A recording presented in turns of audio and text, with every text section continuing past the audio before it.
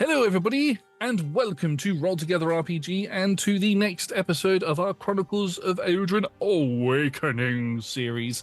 My name is Josh. I shall be your game master for tonight, and as you can see, I am joined by a plethora of absolutely amazing people who will be playing characters that will not in any way derail the session at all, will they?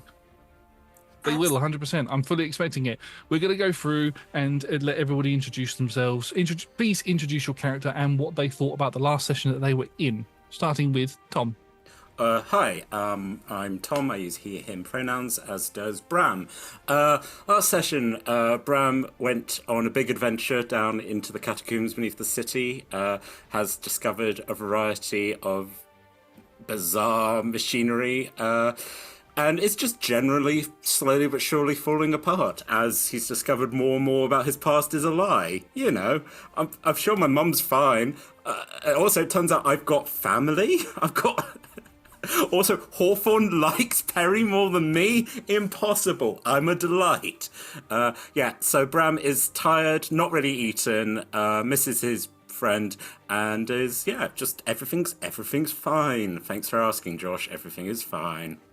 Good. Talia, you're next. Hi, Talia, that's my name. Sorry, I got very confused. My name is Talia, she, her pronouns, as is my sweet beefling paladin, Hira, also she, her. Last episode also went on a deep delve under the tavern to find the mysteries therein and got a nice bit of loot. Also discovered that she actually has origins. Didn't know that. And possibly has family as well. Who knew? Feeling very, very... a little bit stressed, a little bit confused, a little bit trying to hold it together because the others aren't helping. Fair. Indeed. Yeah. And keeping on the track of people that were in that session, Evie. Hi, I'm Evie. I use she, her pronouns, and I'm playing Betrayal or Perry, who uses she, they pronouns. Last session was doozy. I'm just going to list the new things for Perry. And firstly, had a memory of previous parties straight up killing them. Turning against them and killing them while completely conscious, and then their body being taken to start the rising ? Yeah. So I don't trust anyone anymore. And then I found in the subterranean mission, found an old church to the gods, not the guardians, the gods who are dead, and had a memory of said gods. Many questions. Also, Solomon's been there. I'm feeling angry. I'm feeling distrustful. It's not going well. I think next we'll move to the person who had a solo run, Sean. Hello, I am Sean. I use he, him pronouns, as does Udric, my character. My orc recently found out that he's a druid. So last session, probably the most wholesome session we've had. I'm gonna just lay that out right now. I did some gardening. I went shopping. And I had a bit of a therapy session with the head priestess of the shrine. And also, had a gratuitous topless scene in the rain. As you do. Now we move to the Terror Twins, and we will start with Lucian. Hello, I'm Mike. I play Lucian. We both use he, him pronouns. Much of the same as kind of what Lucian expressed to Elodie of like all of this. Everybody's got shit, and I ain't got nothing to do with it, and it sounds all very messy, and a lot keeps happening every single time I speak to them, and I feel like what's about to happen when me and Elodie have come back is we're about to find out a load more stuff. And he's just like, well, where do these guys come from? And finally, Elodie, or Nat, should I say? Yes, hi. Elodie is still feeling like her brain is full of information she's not properly had time to process yet. but went on a lovely little jaunt with Lucian to try and track down some things, even though the outside world is big and scary.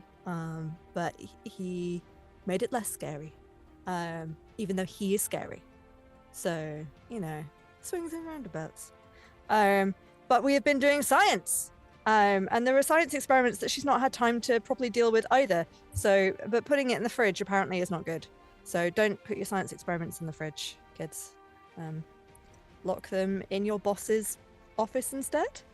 We'll see. In a secret magical compartment in the office where they were originally. Yeah. Right. So before we get into tonight's session, we have a couple of sponsors and supporters to thank. Our sponsor for tonight is Phoenix Dice, and our supporters are Idle Champions of the Forgotten Realms, Bearded Ladies, and Michael Dobson's character art. You'll see on the overlay now, behind each of the players' names, there is a little art piece of work that Mike has done for each of the characters. They are awesome. Please do go check out all of the links in the description, in the chat or in the description below, and follow Mike on Instagram. Commissions open, I believe, Mike? Commissions open. Speaking of description below, if you are watching us on YouTube, please do consider leaving us a like, subscribing to the channel, and commenting down below, because that helps the algorithm tell us what you like so we know what to make more of, which is always great. Massive thank you to the D20 Club on Patreon. They are amazing. They are the best. You can join them from as little as one of your local currency per month, or one goat, which must be sent to Tom for, as we've discovered, a variety of different reasons. Again, links in chat, description below. You can join our Discord and look at our wiki page as well, which have all been sort of put together by the D20 Club. So fantastic. I think that's everything, so I think it's time for us to go to the ad, and then we're going to unravel the storm that is about to come. Oi, aye, man. Oi, man. Oh, heck.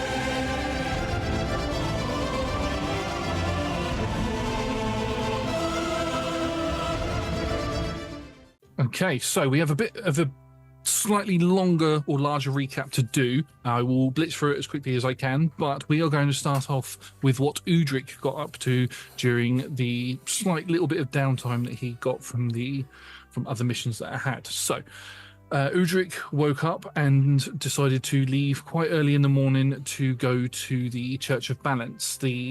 Traveling there with Perry before and seeing that there was not a shrine to the Nature Guardian didn't quite sit well with him, so he decided to go that way. After going to a shop and doing a bit of shopping and going to the Church of Balance, the head sister there, Sister Abigail, said to, along with Sister Stacy, or Sister Stacy Lynn, should I say, said to Udric that a shrine to the Nature Guardian would not be possible within the Church of Balance itself because of the history within the ancient history of the elves and all of that sort of stuff. However, there's a very pretty looking tree over there with pink and purple leaves. Why not do a shrine there? So Udric spent the entire day, said hello to Sunny's, Tally took Sunny to school and all of that sort of stuff, and basically fixed up the garden. Discovered that the current caretaker of said garden and the garden around the church is called Ronald, and he's currently ill and is in the infirmary, so there may be something there for Udric to look into at some point. And Udric came back to the mercenary company just as that loud knock happened on the door. We then move over to the Terror Twins, Lucian and Elodie, as they started their day theirs started in the evening when Celia, Lucian's friend, came stumbling through the door having sustained some serious stab wounds to their body. Being taken upstairs, Tally and Elodie helped dress the wounds while Lucian held Celia down, and Lucian sat outside the room for the evening to keep an eye on, make sure that there were no extra visitors or anything to come and finish the job. Sunny snuck out of her room and took some cake and has given Lucian a nickname that I will not repeat. And then snuck back off to bed and drew some attention to something loud in the chiller. The next morning, Celia just said to Lucian and Elodie, after a piece of paper had been discovered, that there is a group known as the Crying Beggars that are the ones that stabbed her. Not the Reavers. It was a group known as the Crying Beggars, who are underground rivals of the Reavers, and they are the ones that hold three of Perry's books. Celia managed to get away with one of the books before she was stabbed, but managed to stash it somewhere, but couldn't remember because of the injuries that she had taken. There was a bit of some clues left for Lucian and Elodie to go and research. And when they went to leave, they noticed Rodney was sort of shouting at Sunny because she had stolen something from the kitchen and was trying to get out of the house, trying to get out of the mercenary company, but was stopped by Lucian and Elodie. Sunny was holding the Aether that was in the freezer in her arms, and was complaining that the sounds that it was making was hurting her. And it felt like there was some sort of a broken chorus coming from it. To everybody else, it's like a noise, but to her, it's incredibly painful. Elodie rectified this by putting it in back where they found it in Solomon's... not where they found it, but putting it in because you made it, didn't you? Put it in Solomon's large safe, and that door was then closed. And in the next episode, those seals are reset. They then decided that they wanted to try and locate where said book was, and it turns out that it's in a cave on the other end of the beach where all the drowners are. Possibly. So they tried to go there, got attacked by drowners, and that's where we ended that session, with them coming back, realizing that was not a good idea, and a loud knock on the door. We then come to the final group, the three amigos, as a group finally took on the basement quest. They travelled down, they went to the Rusty Pirate Inn, they travelled into the basement, and they discovered rat-like creatures, not quite ratlings, but rats mutating, and they followed those rats through a large crack in the bottom of the basement, which led into a large cavernous area as large as probably the town itself, maybe further, with a large lake of purple aether water underneath, with roots from the tree sinking into it. Might explain why the leaves are purple and pink. There were lots of ruins around. There was once maybe an ancient town. Bram decided to go in and have a little look and found some ancient technologies like a retractable sword and a strange orb that could form into any weapon that he thought of, but that crumbled into pieces. The sword that he ended up leaving with had a strange hole in the center of it, as if something could be slotted into it. Don't know what though. Perry found an ancient church that housed statues for beings that nobody recognized, although they seemed familiar to Perry. And as Evie said in the introduction, a vision was had of the ancient gods and a fight with a being floating in the sky who it was an event called the Reawakening, and then that all sort of fizzled out. They decided to catch some of the rats that were drinking out of the lake, as they seemed to be filled with aether, and the intention was to trade them to Kimdack instead of the bear cubs. And they found a secret exit that led out in the stable area where the mercenary company is. And upon walking up there, they could see that Solomon had been down here, 2 footsteps and a cane prints. And as they came through the door, that's where we are going to kind of pick up the session. We're going to do a little bit of a backtrack to when Elodie and Lucian came back into the mercenary company, because I know there were some things that Elodie wanted to quickly do before we get to that. So, Elodie, could you please remind us what it was that you wanted to do? Yes. So as before we sat down for dinner, Elodie would have checked in first on Sunny to see how Sunny was feeling, and then would have like taken notes and then gone to check in on the Aether to see, is it still rattling and banging? Has it calmed down at all? Is it looking different? So you go to check on Sunny first, and Sunny's sitting at the table. Hera hasn't come back yet, so Sunny's just still sitting there on her own, and she looks to you. It still hurts a little bit, but please don't tell my mummy. I don't want her to worry. I hide it so she doesn't see it, but I don't want her to worry. But it is hurting a little bit. It's still hurting a little bit. A little bit, yeah. I don't like it. Okay. Why don't you want your mummy to worry? Because she has enough to worry about. She has enough to worry about, and this is something that she doesn't need to worry about. So I'm fine. And she puffs her chest out. She's like, I'm fine. I'm strong like my mummy, and my other mummy, like both my mummies. Ow. You are very strong, Sunny, and I'm pleased that you want to look after your mummy. But it is a mummy's most important job to worry about their child. So I think it's important that she knows. I know, but it is also the child's job to also look after their parents. And I don't want Sunny. That's I not don't want true. Sunny. I am Sunny. I don't want Mummy to worry. It's not true, sweetheart. You're still a child. You've got important schoolwork to learn. That's the most important thing for you right now. Yes, but please don't tell my Mummy, Edie. Okay. Thank you. She gives you a little cuddle.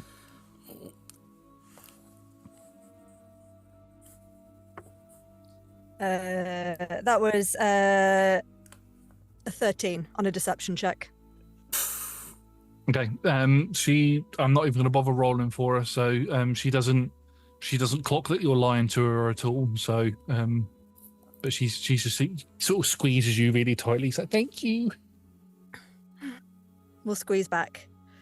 All right. You help lay the table for dinner. I'll be right back. Dokie.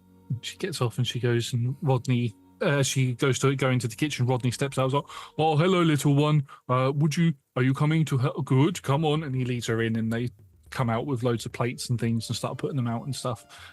She is sitting on his shoulder, and he's got like this barrel thing on his back that's got loads of knives and forks in it, and she's just picking them out and handing them to him because he's carrying a lot of stuff. So he's just putting them down, sort of laying the table. Then we'll go and check in on the ether, see what it's doing. Okay, so as you go in to check on the ether, Lilla is currently sitting in the office. The safe door is shut, and Lilla looks to you. Are you looking to get into the safe?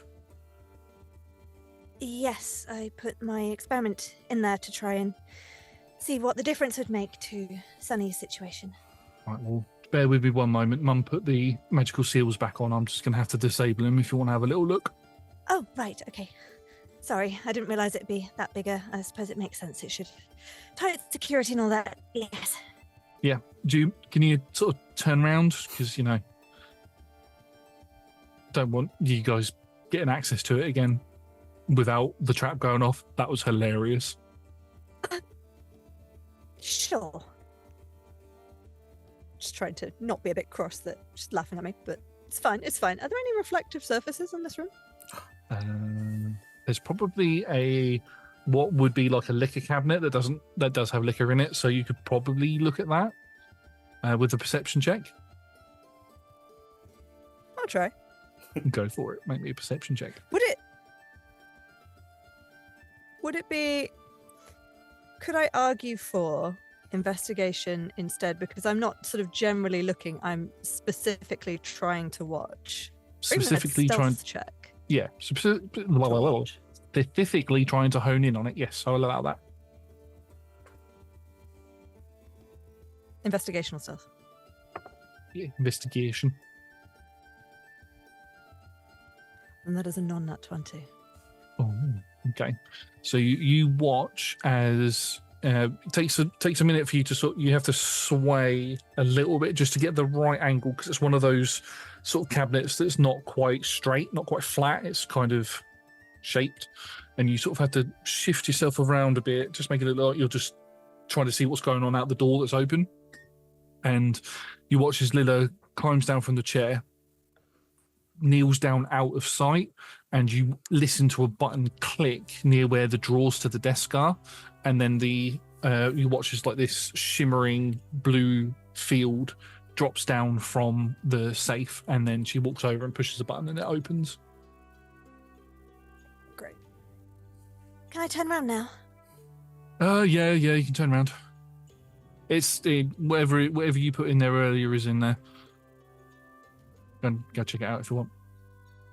I'd like to know why there's a big hole in the safe, though. Do you know why? Thank you. What? Do you know why there's a big hole in the safe? Was that there before? That's the big container that Perry had taken out. Oh, yes. Yeah. Was that not there before? You were here with us when we were investigating Solomon's things. Oh no, I went to bed. I just wanted to watch you lot get trapped, and then I went upstairs. It was my mum that was here. No, it was your mother. Yes. Yeah. No, we were investigating some of his things to try and figure out what went on and why he's been taken. Oh right, yeah. Well, that would make sense. Yeah, right. I mean, it's his stuff anyway. I don't really care, to be honest. So, yeah, have at looking at what's in there. My experiment that I've been working on. Okay. I will check in on it. It's fully Is it still defrosted. rattling? It's not rattling at all. It is fully defrosted, though. It doesn't feel cold to the touch when you touch it. Interesting. Because it started buzzing way before I put it in the fridge. Mm. It wasn't making it cold that made it start buzzing. It started buzzing. Can I make some kind of intelligence roll to figure out what's happened to it? Yeah, you can make an Arcana check if you like. It means it's pure magic. Yes, please. Oh, nice. That's a 25. You don't want to believe it, but there might be some sort of an intelligence there, and it might be trying to lure you into a trap that if you open it, it might jump out. I've invented Flubber. Basically. Flubber or the slime from Ghostbusters 2. Or a mixture of both. Oh, no. She's going to run her finger along the vial a little bit and see if she can catch it sort of moving and following. Well, it's in a leather. finger. It's in a leather case at the minute. Lead case. Sorry, it's in A lead case. a vial in that. I thought we had it. Did we not? A vial in that? Okay. Because it was the Interesting. case that I think it was the case that Hera's the medallion that Hera grabbed hold of was in. Sorry. Yeah. Okay. You are quiet. You are a tomorrow problem. I'm gonna pop it back in. You do hear some soft sobbing coming from the other room as well. Oh no! As in Sunny sobbing? Mm-hmm. Josh! What? This is horrible! I can't let it out. There's plot to happen.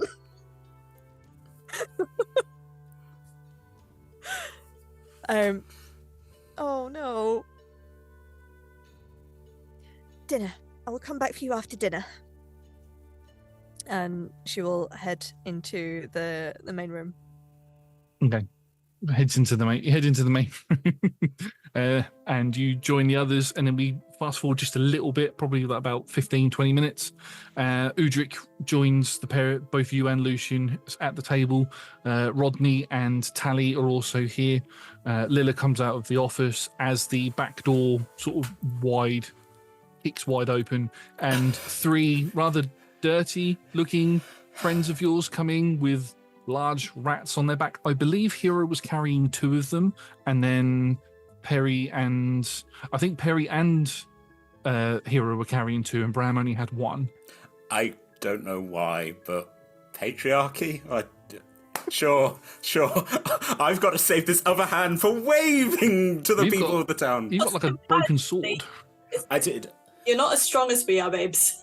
It's true. I think I only had 1 because I had a bulging bag as well. Yes. Of loot.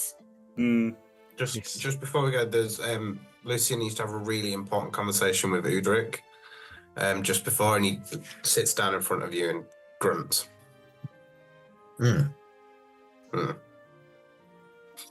Oh.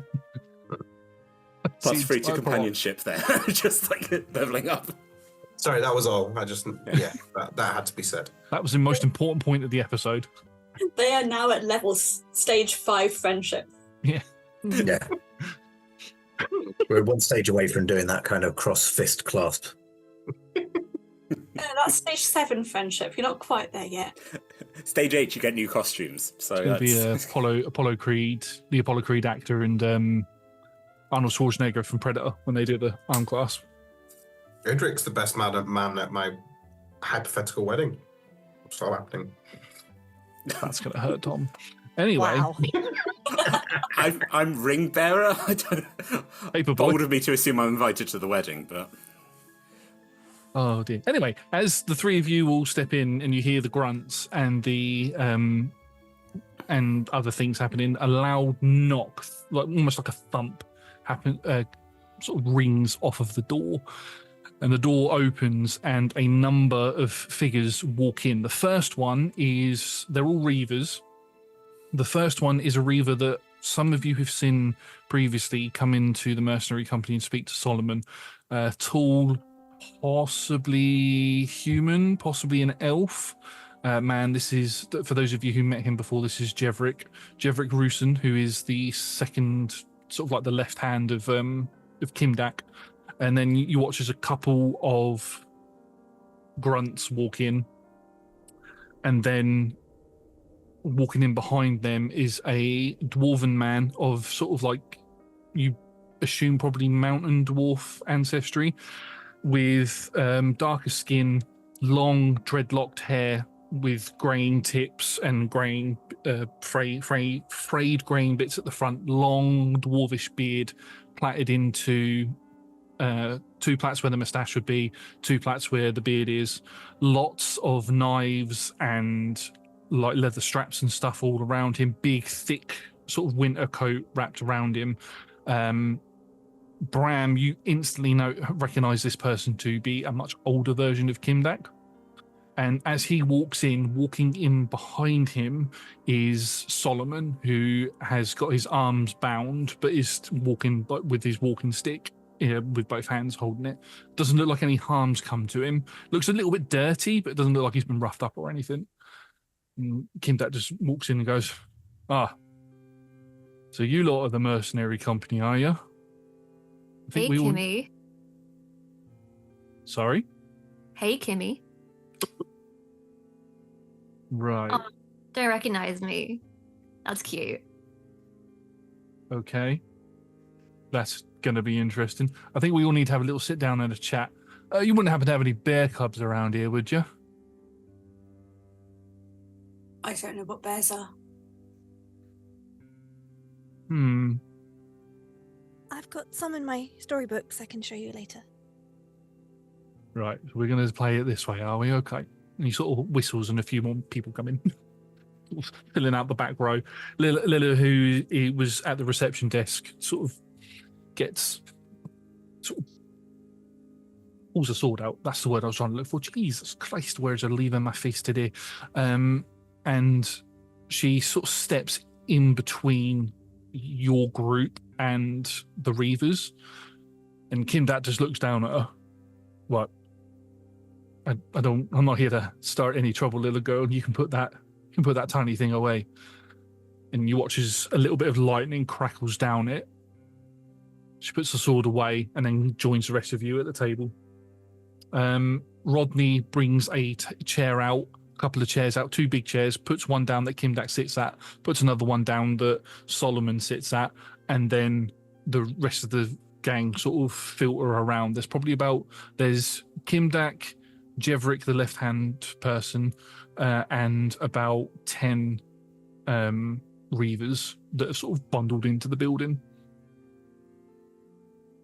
And Kimdack's just staring you all down. He leans over and grabs some of the meat and just starts eating it without putting it on a plate or anything. And Sunny's just sitting there like, Tally comes over and goes, Sunny, and looks at you here and goes, yeah, and takes her upstairs. So they're both out.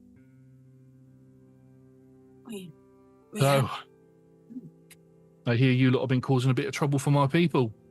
It's not how we do things around here. Everything goes through me, and I say what goes, not a bunch of busybodies who think they know best. Is that clear?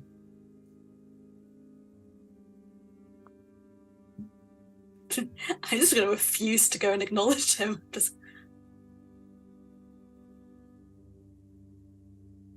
Just going to stare at you. So anyway, I think you may have confused yourself. We have ratlings. They fell into a pool. I think these are what you were thinking of. Boom! Drop it on the table. You can take this. Ratlings.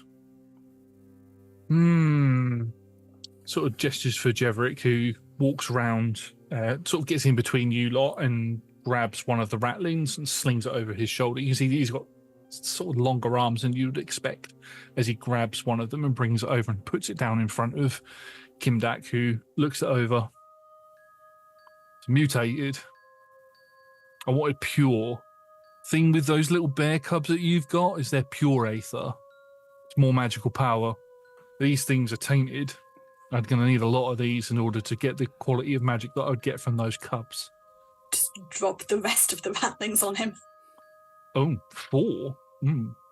Still not enough. 4 of these ain't going to give me as much power as what 2 of those bear cubs would.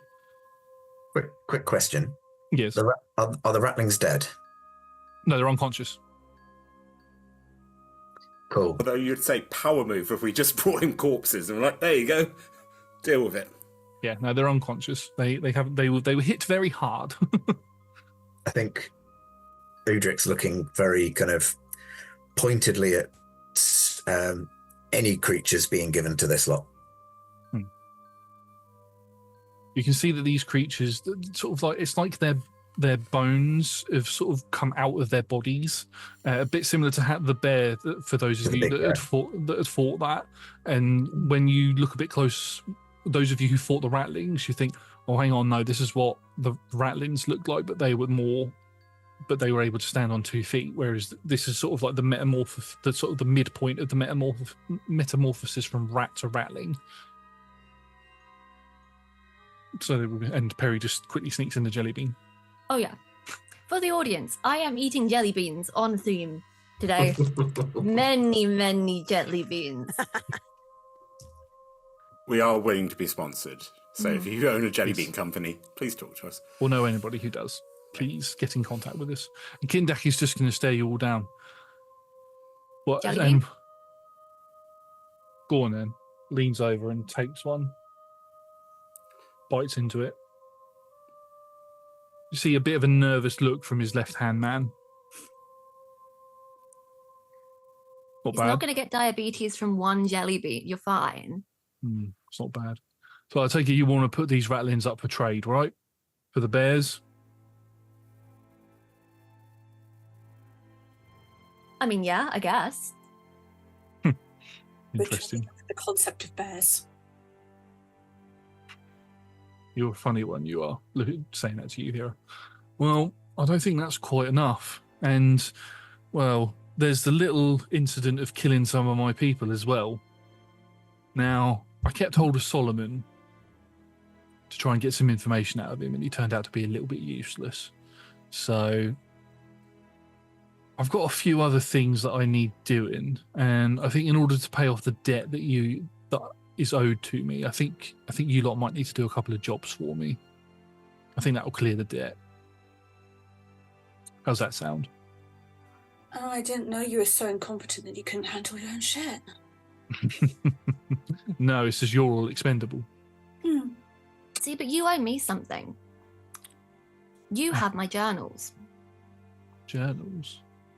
My journals. Peripateo, is that Mm. you? As I live and breathe, once again. Oh, once Timmy. again. Oh, interesting. Solomon. Solly. You missed out that Peripateo was back. Oh, you're not feeling a little bit not feeling a little bit of rage or anything, are you? You're not feeling a little bit draconic. Well, that one's a low blow, but Solomon's been holding out on me anyway. So He's been holding out on my a lot of people, allegiance- not just you. Yeah. So my allegiance is up for grabs if you're actually a good guy. I don't think you are, but if you're willing to do business, we can talk.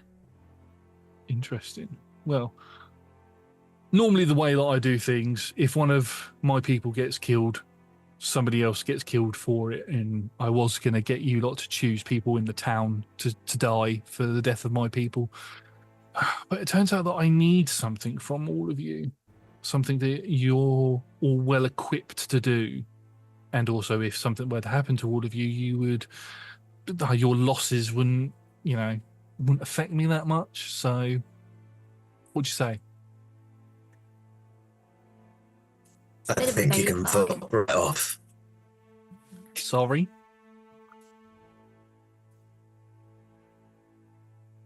You I said that again? said, I think you can fuck right off. Josh, Yes. how many of his men are stood within a 10 radius sphere?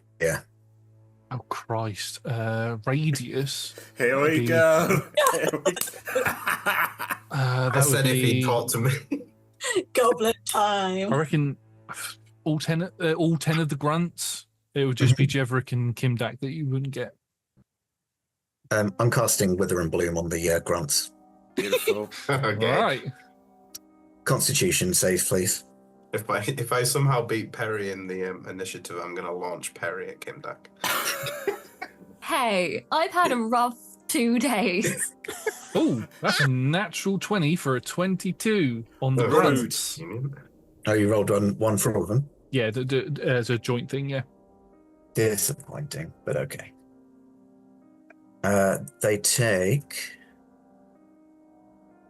3 points of necrotic damage. Is anyone actually missing points, or is everyone fully healed at the moment?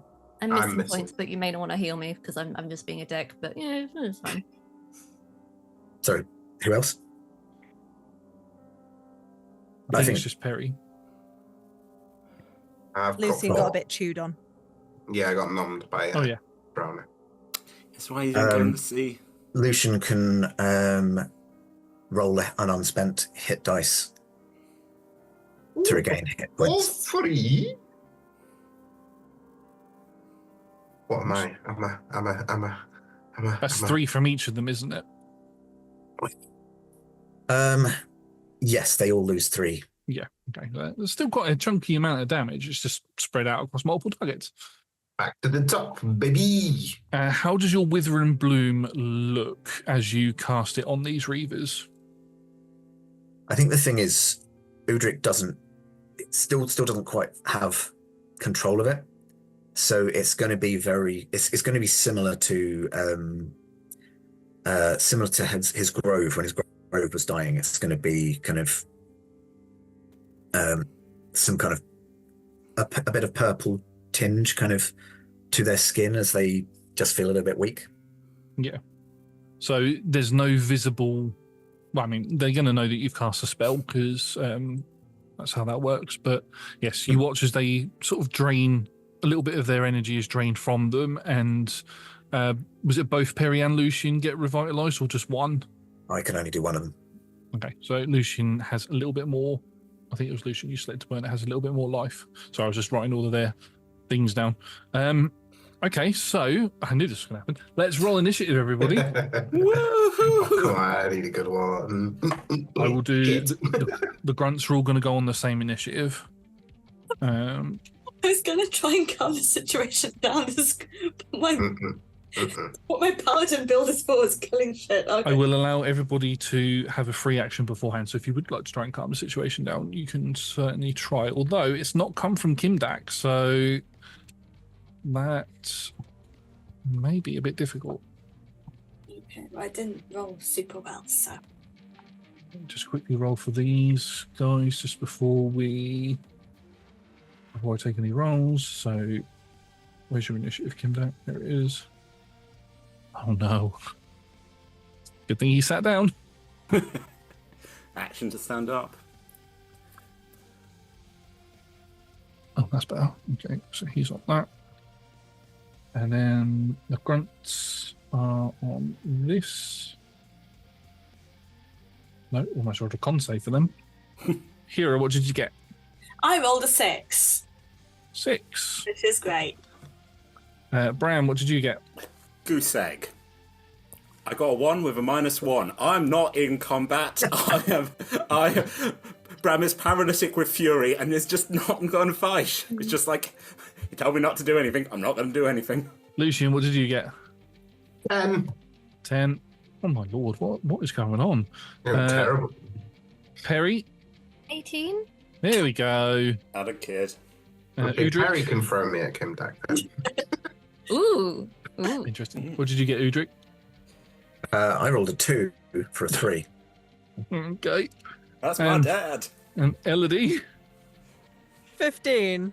there we go. That was Okay. the worst person to be high in initiative, though, because she's terrified right now. Right. So, at the start of combat, you watch as the left-hand man of Kimdack sort of crouches down into a position and lunges straight for Udric, who is the person that threw effectively the first punch, as they got the highest on the initiative order. You watch as 2 daggers just slip out of their hands and they slash towards you. That is going to be... You gonna roll? The first one was a natural 1, so it does nothing. The second one was a dirty 20 to hit you. Reroll. Reaction, protection. I know it's pulled out. I That's think both of isn't us are doing it, like, both our shields come out and we're like, hey. it? So that re-rolls into an 18 to hit. I mean, 18 still hits. Okay, But I so- appreciate the effort. I mean, I homebrewed mine, so you'd re-roll with disadvantage if we're counting it, but well, who's using it? I think... Oh, that was a re-roll. Yeah.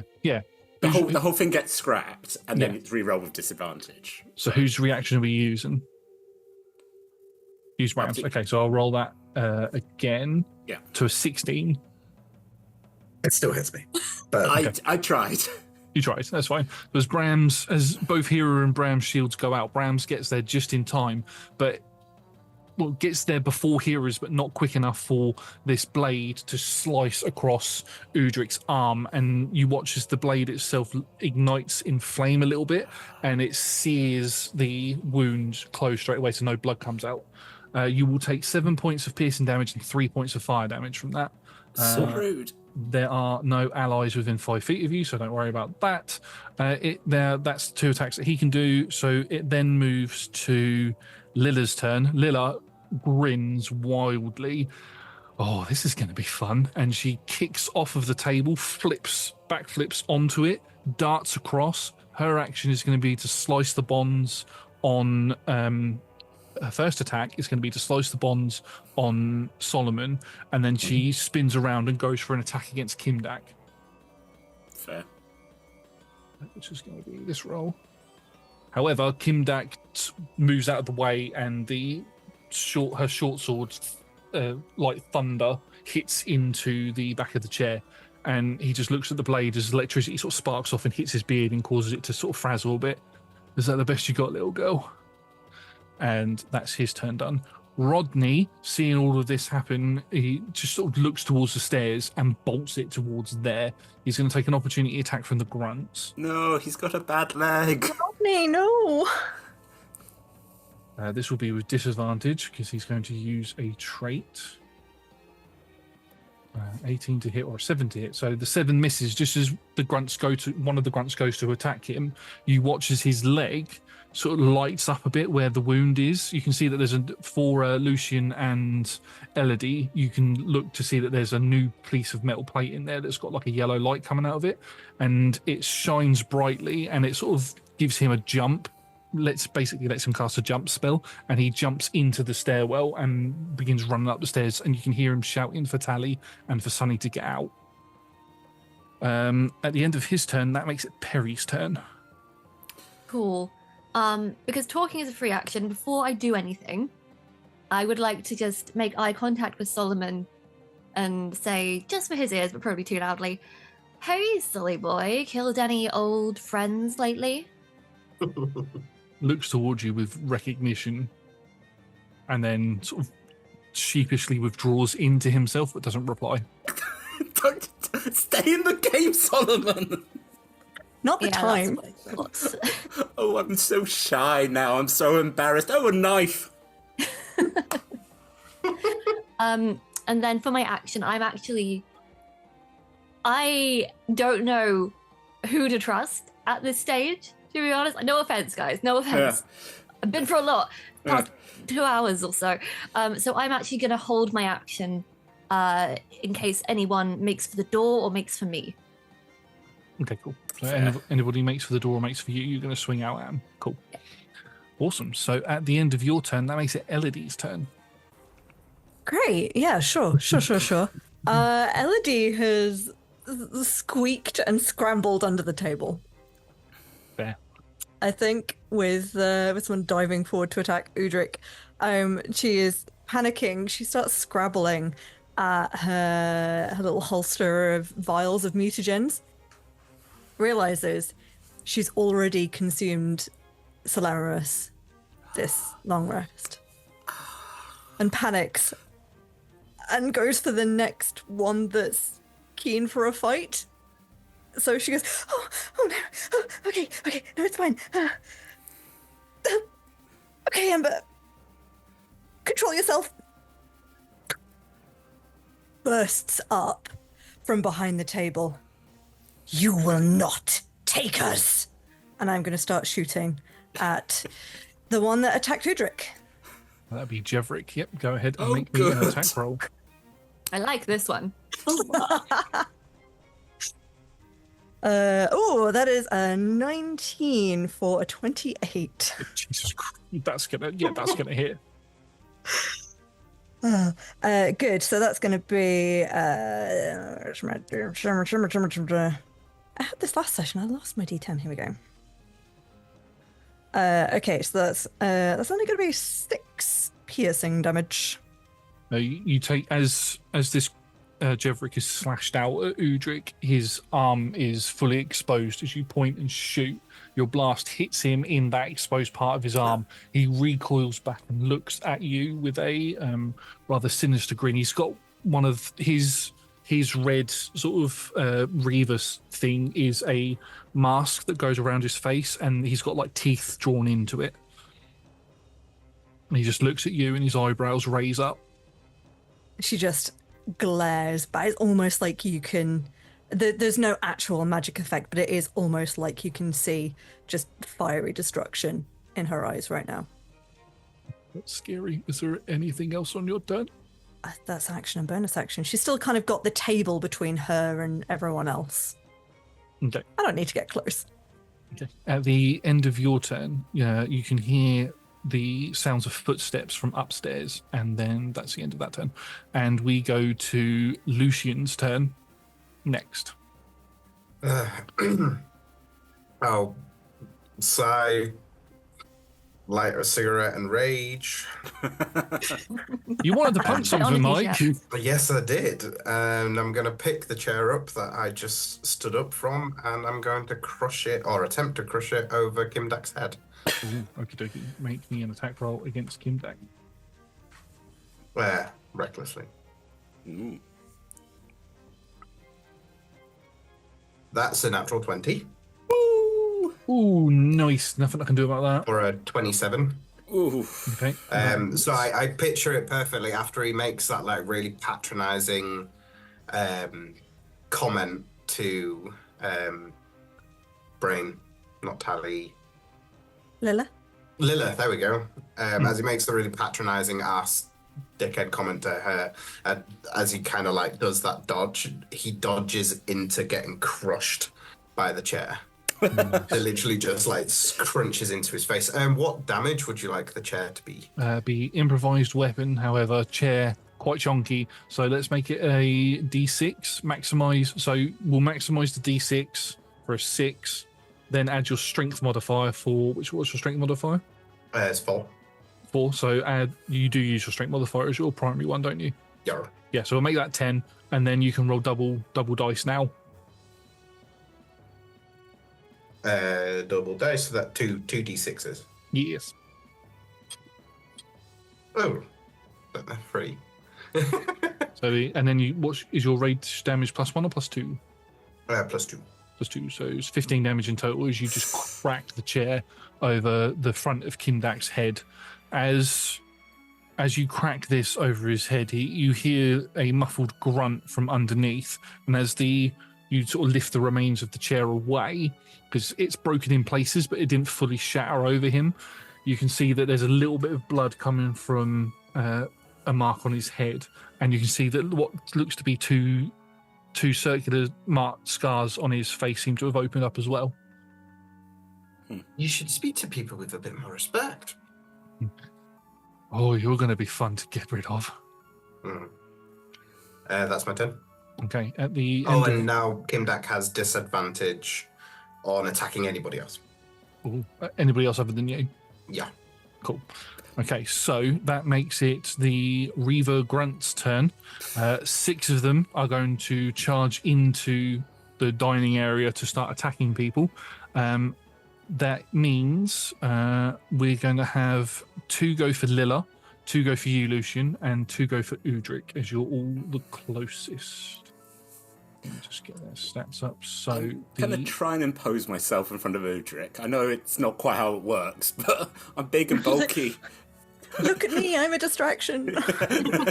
While I'm making eye contact with Kimdack, going, he does remember me, right?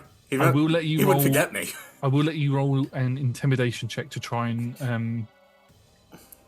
taunt them and draw them to you. It's a 14. 14. Okay. So that means there'll be 1 against Udric and 1 against Bram now. So I'll do those attacks first. Thank you. The first attack against Udric is going to be a 23 to hit. For 5 slashing damage. And then against Bram is... I'm rolling that again because it's the exact same roll. 30-20 to hit. That does it. I'm going to use my protection on that, so I'll roll that again. Sorry, I'm changing to physical dice because it keeps giving me the same results. I don't like that, especially with creatures that have only got a +5 to hit. Only. That's going to be a 19 to hit. So I'm physical dice still do it. Yeah, it still does. And that's going to be 5 points of slashing damage. I'll go back to digital dice then. Ouchie.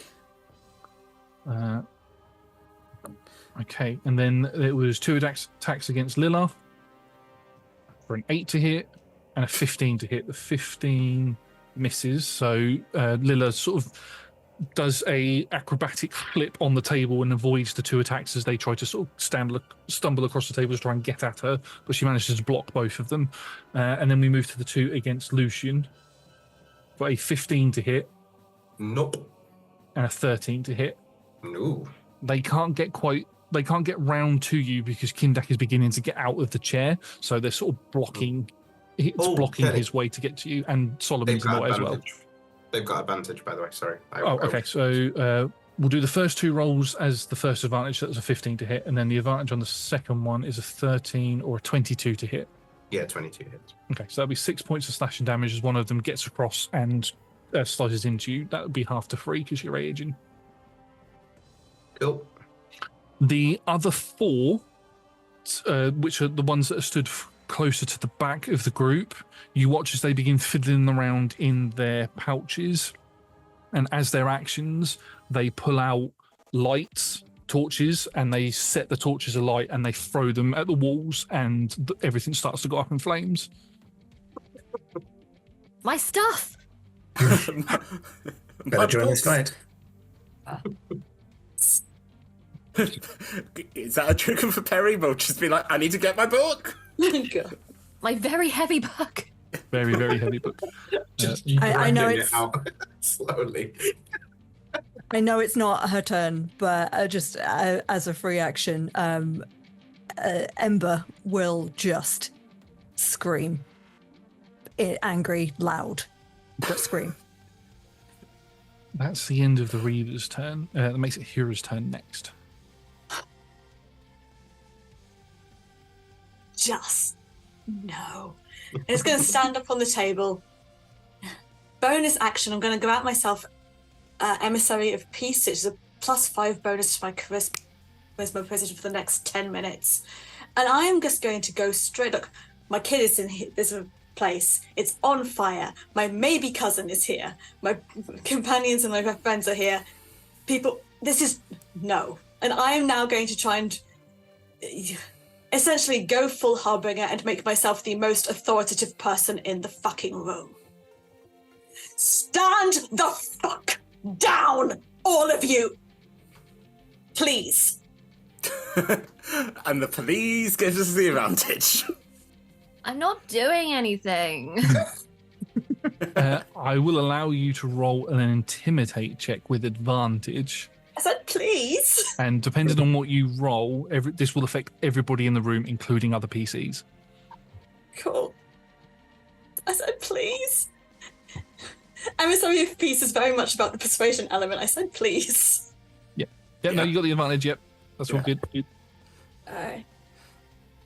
It's a +5. Okay, it was a natural 20, which with the MSO Police as a puff plus bonus, that is a 31, if we're letting it slide in that way. Jeez Lord. Okay, so yeah. And I think at this point, as you sort of scream this out, there's remnants of your former power that sort of pull into it as well. And it just, instead of it just being you just shouting yourself, it's almost like a prestidigitation? No, thaumaturgy sort of goes off. I was going to say that is my action with the yelling. So I'm just going to like voices booming, and I am literally I'm dropping the pretense, and I'm just going full out. Yeah. This is what I do, and you are going to be good fucking minions and stop being bitches, please. Do you say that just for the record? Yeah. Do you call us bitches? Do you call us minions? Oh, you're fine. So you say it. And the rest of you, can you just stop making this worse? Give me mind. He stabbed me. There is a bit of a stalemate. As this all happens at the same time, I'm going to carry on with this round, and then we'll see what effect that has at the top of the initiative. So, is there anything else on your turn, Hira? Bonus action. Action is the thaumaturgy and yelling at people. Cool. Politely. So, at the end of your turn, it comes to Tally's turn. I shouldn't have said that, but an NPC's turn, and you hear more pitter-patter from upstairs. You can hear shouting coming from the top of the stairs as fire begins to sort of get around to where that point one of the torches was thrown, almost in the stairwell. Panicked shouting, as in, oh dear, the building's on fire. Basically, yeah. Right, okay. Next is Kimdack. Kimdack is going to get up and is going to swing everything he has at Lucian. What is he going to do? Where is that thing that he has? Okay, so he is going to use what he's known. He's going to use a legendary action, and as he stands up, he just headbutts into you. Tom knows what's happening. That's a 24 to hit.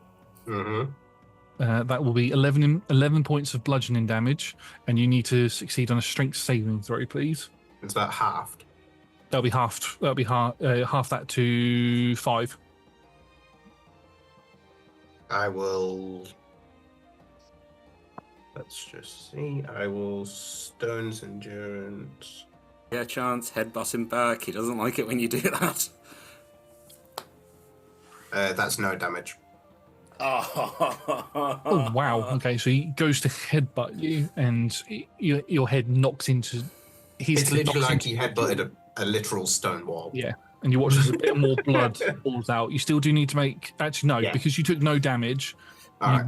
I will make it that you don't take the strength saving throw. I've also realised that legendary action is out of his turn, so now it's his turn.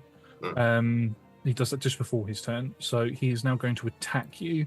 Yeah, that's fair. I did, yeah.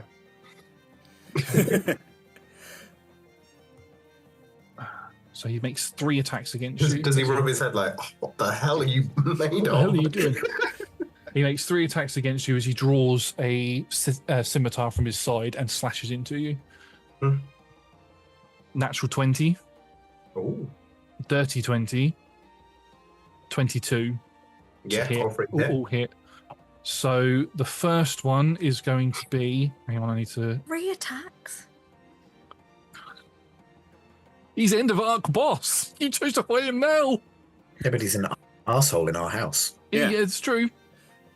So that's going to be from the crit, 20 points of slashing damage. Yeah, to 10. Yep, and 10 points of necrotic damage. So 10 necrotic and 10 the slashing. Yep. The next one is 10 slashing damage, half to 5, and 6 necrotic. And the last one is 7 slashing damage, half to 3, and 1 necrotic damage. I will use my last stone's endurance on the last one.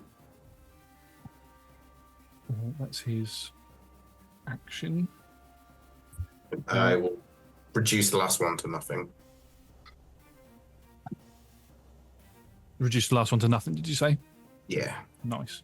And then as a bonus action, he just shouts out to Jeverick. He's like, "We need to get out of here. These lot are pesky little runts." And he's going to use Battle Command. Choose one creature within 30 feet of Kimdack that you can see. If the chosen creature can see or hear Kimdack, that creature can use its reaction to make 1 melee attack or to take the dodge or hide action. And the Jeverick is going to use that. Should have put that as disengaged, but oh well. He's going to use that to try and make the dodge action so he can get out of combat on his next turn. That's Kimdack done. Udric, is your turn. Oh, and I've heard Hera shouting out at this point. Yes, Hero has shouted out, but the effects will take place at the top of the initiative. Well, I was going to have a preparation turn anyway, so I think Udric's just been kind of getting on with his dinner.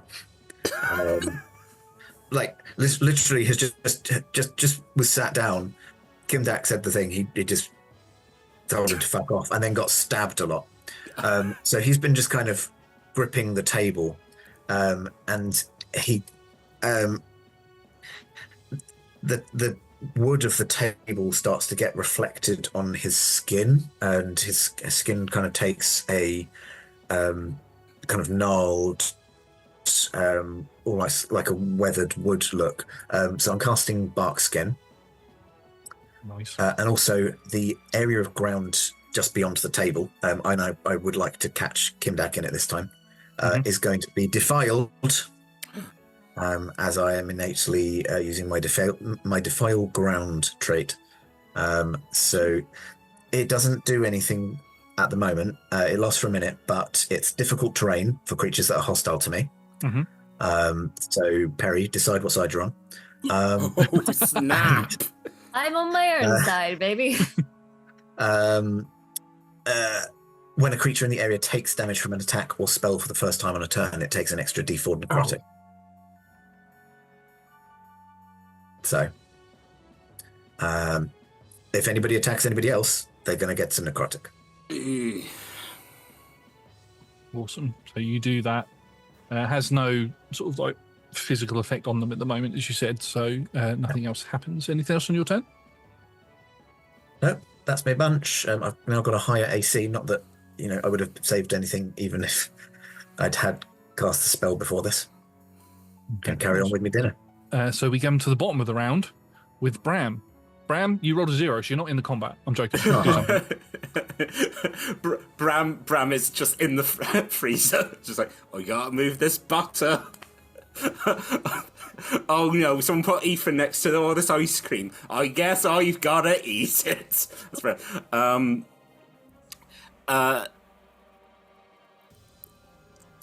Okay, Hera.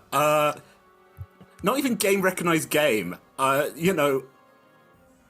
Couldn't be closer to the vibes of my mother if you could try one. I'm like, yeah, okay, boss, right, cool, okay. Lucian, you're pretty badly hurt, right? Yeah. Not looking, I mean, I like to think he doesn't look bothered, but as I watch his blood pours down, and as I said, that was kind of reminiscent of some awful things that happened to Bram as that's all coming back. And again, for those of you who can see Hawthorne, as Bram sort of like gestures, Hawthorne running along, like lands on Lucian, and then just sort of like, for you probably you can't see us feel it, but for those who can, as this fox just sort of like nuzzles into you, this is me using my healing light on you. So I'm going to roll 2d6. I know maybe it'll be useful. I've got some other healing stuff. 7 points of healing on your nice. your I'm head. no longer on 1 HP. Oh my god. Oh no. I got to take care of my team. Okay, so that's my bonus action. Okay. How's Bram feeling at the moment? Fucking furious. And just like, but also weirdly, like going so much emotion going through, and then flashing back at 2 days where Lucian was just being like, hey, just chill, okay? Josh, really? yeah, Got this whole lesson mixed up. yeah, we're just like, I'm actually, to be honest, I think Bram's focus is on, I was about to say NPCs, that's not what he means, civilians. Is there a way to, buckets of water, am I near the kitchen? You could run to the kitchen if you wanted to. I'm going to try and put the fire out, and I'm going to take, if they're going to attack me, they're going to attack me. I'm also, to be completely honest, I don't want to start fighting now, especially if Hera's going to yell at me. But there's no point in this if the building's going to burn down. So I'm going to try and put that fire out. Can you make me a wisdom saving throw, please? Oh, for goodness sake. Am I overcoming my worst? Oh, God. Okay, Brambles, put it together. It's a 21. Ooh. Okay, so as you go to run away, Hawthorne is on your shoulder after casting the healing. Let's just come back to you after casting the healing light's like, no, we want to fight. No. But you resist that temptation and run. There's no point in me dying again, Hawthorne. I'll throw him off a fucking cliff when I'm done. Yeah, and which he's vocalizing. So for everyone else is like, oh, this is a problem where he's twitching. Yeah. 2 things happen. Right. First of all, for Udric, you may not be looking at Bram because you're focusing on eating, but for the briefest moment, you don't know where it comes from, but you get this extreme sense of evil come from somewhere, like an evil aura has just come from somewhere, and it fades out.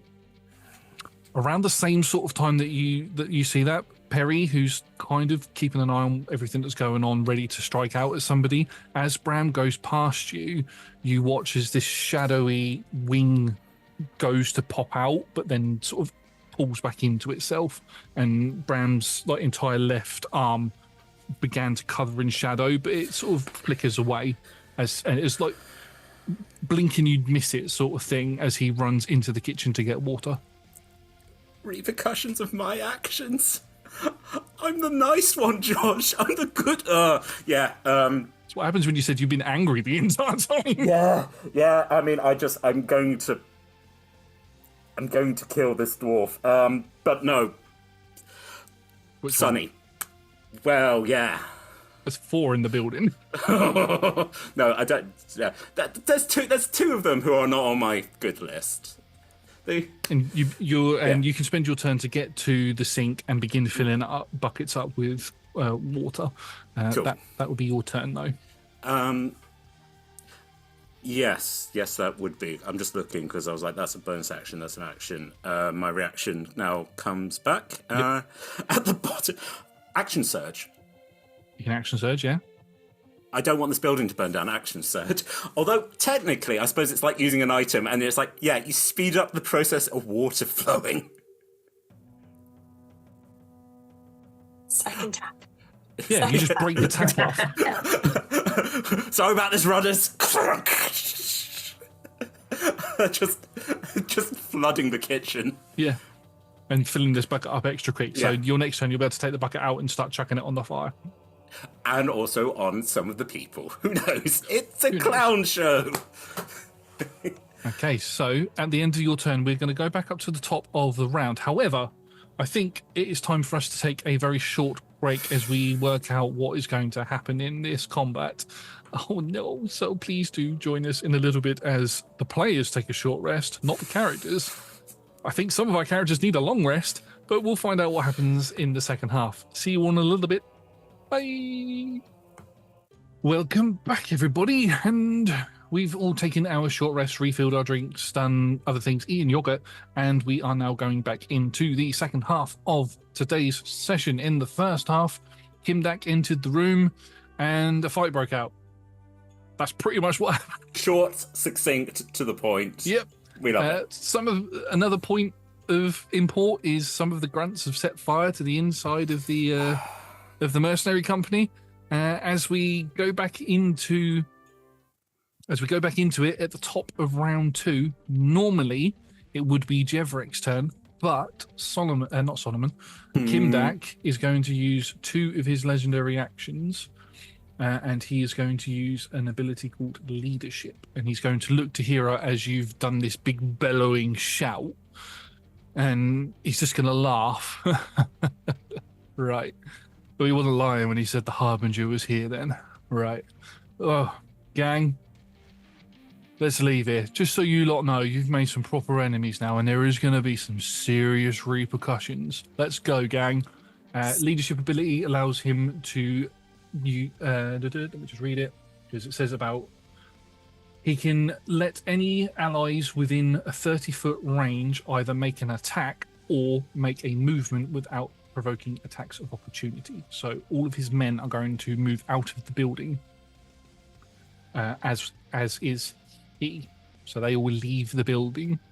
Anybody who would like to make an attack of opportunity against any, you can. I do want to yell it to just get his attention and just talk to him. Just as he's sleeping, run away to your master, beg him for protection, and get the fuck out of my town. Make me an intimidation check, please. So, Josh, I thought you just said that they could move without provoking. I did. Thank you. They can. Can he as well? Can he also? D&D, what are rules? I genuinely thought you were like, anyone who wants to make an opportunity attack, tough. Yeah. Tough. Yeah. To answer your question, Tom, for the purpose of normally no, not under his thing, no, but with what Kira did in the last turn, I'll say that he can use the ability on himself, so he will also leave. Normally he can't do that on himself. 29, Josh. Currently. Okay. I'm adding a +5 to my +6 at the moment. Okay. He stops as everybody. He's the last one to leave, as the rest of them all walk out the door. All of the grunts and Jevrek will walk out. He's the last one, and he freezes at the door, and he turns to you, and the entire time that he's been talking to you, he's had like this cocky smirk on his face, and you know, like he knows he owns the place, sort of thing. But now you can see, if looks could kill, if he could kill you now with his look, it would kill you. He looks serious. There's no smirk or anything. His eyes are wide as his brow is narrowed and all that. Yes, so he goes to walk out with that look on his face. Anybody who'd like to shout as a free action may do so. I'd like to just shout out, and I want my journals back, asshole. Anybody else? Ember just says, "Run faster." Okay. He Is there less Solomon? Solomon's still here. Yeah, he's Good. he's sat in the chair. He's not really done anything at the minute, but as Kimdack walks out and the door goes to shut, you just hear him say, "Torch the place." My stuff. Oh yeah, people. Yeah. So that takes all of them out of the initiative. So it moves to Lilla's turn. Lilla sees water begin to come out of the kitchen area and runs into the kitchen to help with that. Thank you. You see Rodney coming down the stairs with both Tally and Sunny under his arms, and you can see that there is fire and smoke billowing from upstairs as well now. It's like there were things going on outside as well, and they're coming down the stairs with fire following behind them. They're all covered in soot and smoke, and you can hear the rafters of the building beginning to crack as he gets to the bottom of the stairs and sort of has to hop over that little bit of fire that's sort of built that sort of formed at the bottom of the stairs. So that's his turn done. Perry, your turn.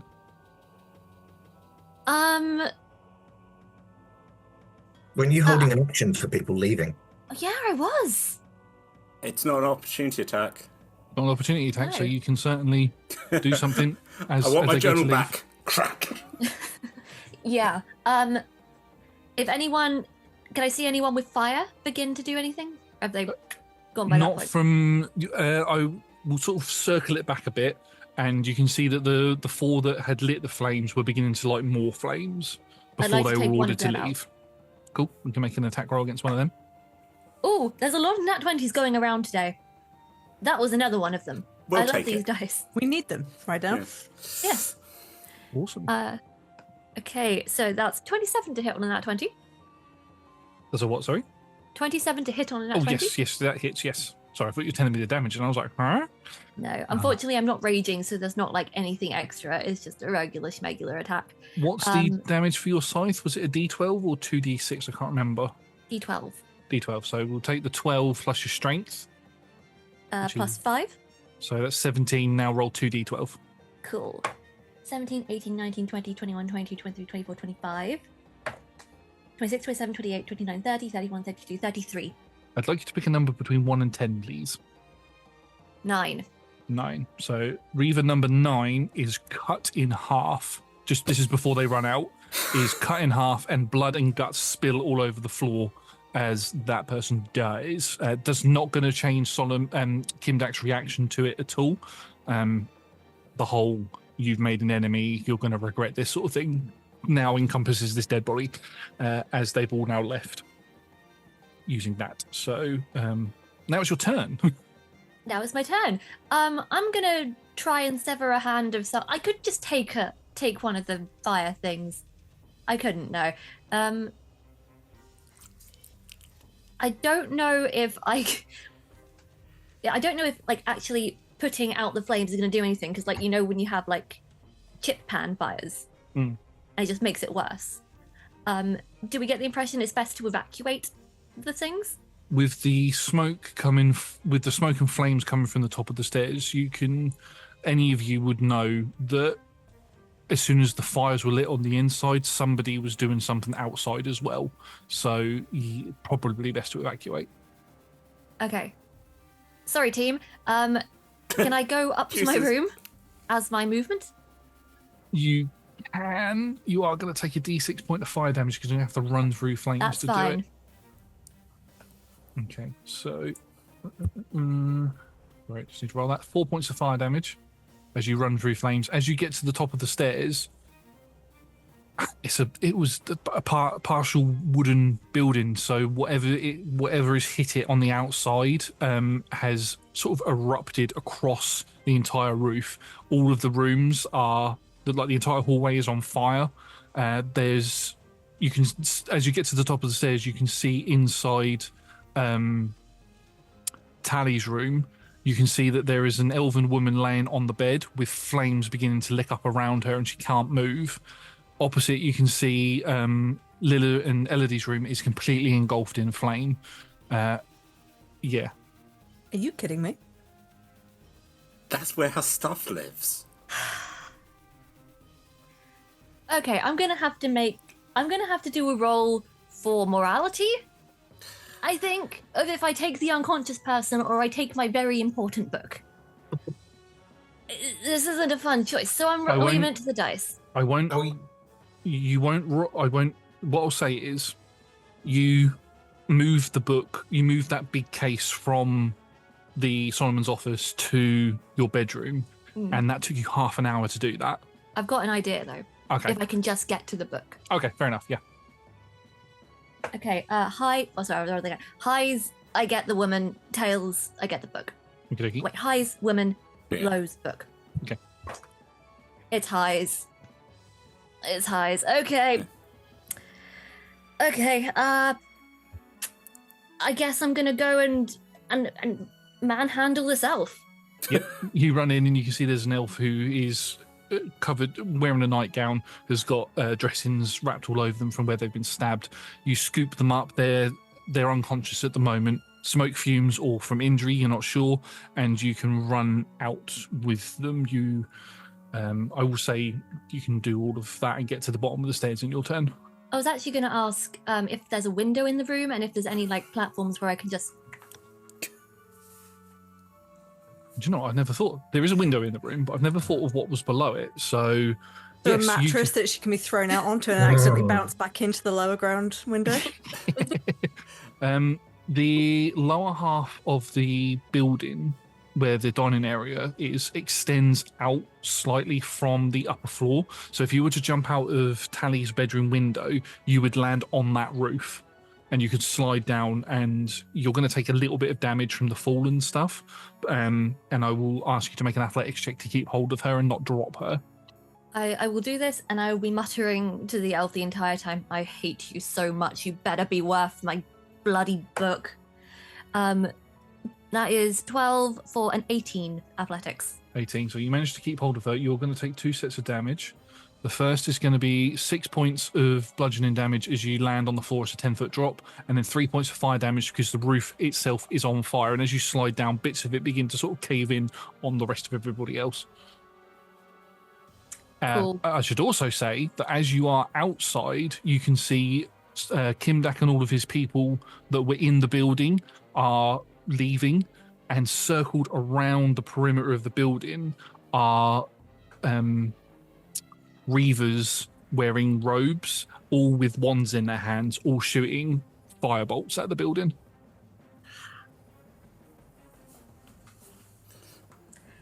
Cool. Let's see if I get another turn. Dokie. At the end of Perry's turn, it is Elodie's turn. Mm-hmm. That's not very happy with me. I'm sorry. How the box that the ether that Elodie has created is in, that's like lead lined, hefty. Lead right? lined, hefty, and I believe it's still in the safe, isn't it? Mm-hmm. Safe is fireproof, so you would know that just by looking at Yeah. it, so that's fine. Yeah. Ember is going to follow Perry upstairs. Cool. But it's that kind of slow, not slow in mechanical terms. She's like at running pace, but it looks like she's walking slow, furiously. Yeah. Upstairs. As Ember, are you resistant to fire damage? I am. Cool. So you will take resistant or immune? Resistant, I believe. Let me just double check. Immune, I think, would be OP. Yeah, it's resistant. Cool. So you'll take, this is with it halved already, 2 points of fire damage. Mm-hmm. As you get to the top of the stairs, you can see You basically get to the top of the stairs as Perry lunges out of the window, and you can see that the room that you shared with Lilla is on fire, as is everywhere else. I'm going to walk into mine and Lilla's room and gather my notebooks with all of my research in it. Yeah, you can do that.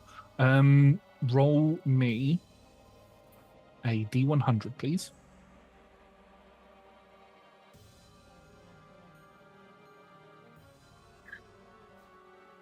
23. Oh, good. Okay, so low roll. There are some damage. Some fire damage has been caused to your notebooks. Your fairy folklore books don't seem to have been touched, even though they were like bathed in fire. Nothing happened to them whatsoever. But don't look at me like that. But your notes are slightly singed. So you might lose some notes, but you haven't lost anything.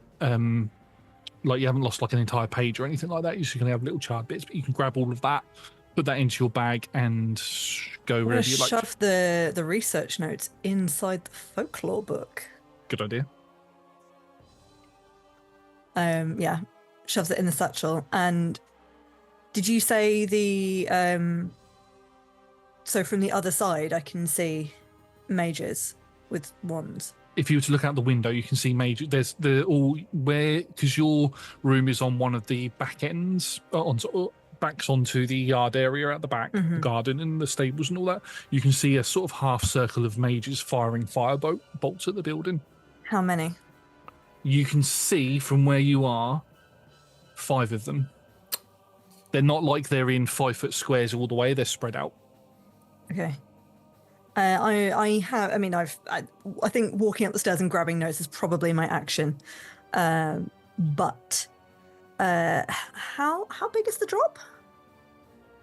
So it's 10 foot from the roof that Perry was on. So it'd be about 15 foot for you. It's fine. I can stick a landing.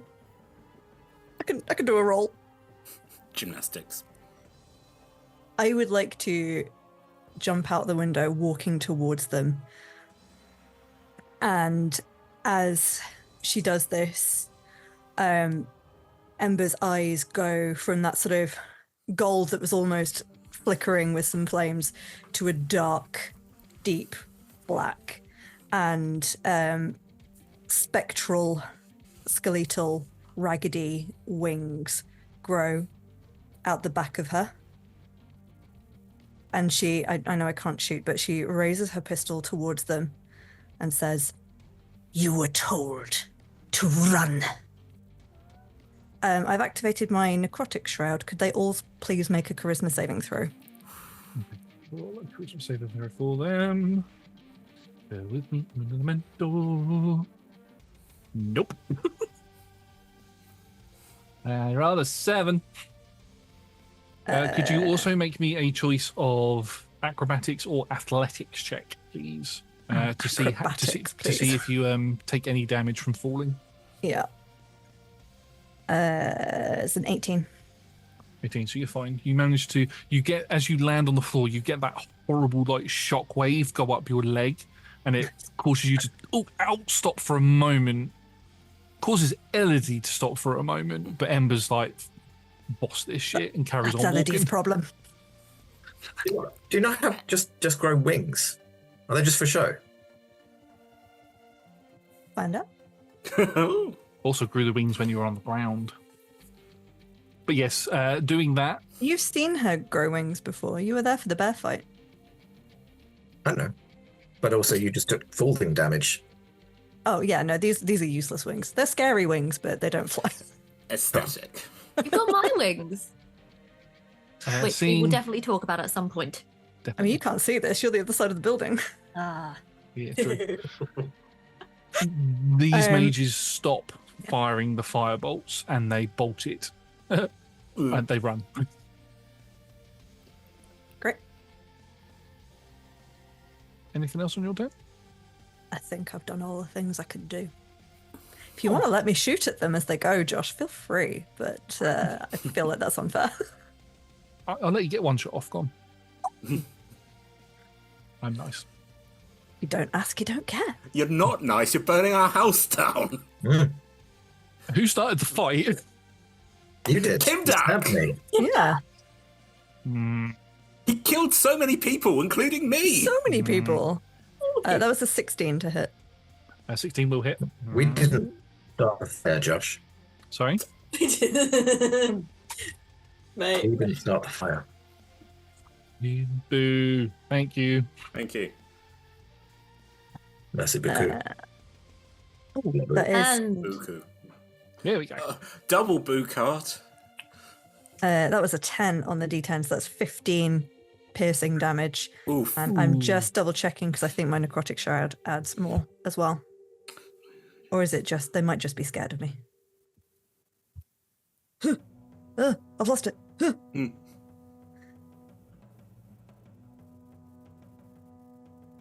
Oh no. No. Yeah, so it's 15 piercing and 2 necrotic. Okay. As they begin running away, you just spot most of them sort of either duck down into bushes that surround the mercenary company, or run down the road, or some slide down the nearby cliff face onto the beach where the drowners are. That was clever. But one of them is in pure vision of you, and you just Ember does without even looking and catches them in the side of the head, and their brains blow out of the other side as they just plump to the floor. Not And you- fast enough. You watch as they were preparing a final cheeky firebolt to throw at the building, and just as they land, the rest of their corpse just explodes. Because I wanted to make it gruesome. Oh no, my pocket full of grease and fireworks. No. As if a hole in the head wasn't bad enough. What was the last thing you saw? My ass. Yes. Ice cold. Anything else? Anything else? You've been very generous. I've done enough. Awesome. So we go to the next person in the initiative order, which, being as I said that Tally in the last round, is actually Sunny. So Sunny is in Rodney's arms and is curled up and said, "Come on, let's go quick. Where's my mummy?" And they're trying to get out of the building. Lucian, you'll go. Hey, listen, does Sunny see me at this point? She's looking for you, but she hasn't spotted you yet. Good. I know. Well, seeing as both of them jumped out the window, I didn't know that my friend Celia's been grabbed, so I'm going to have to go upstairs as well.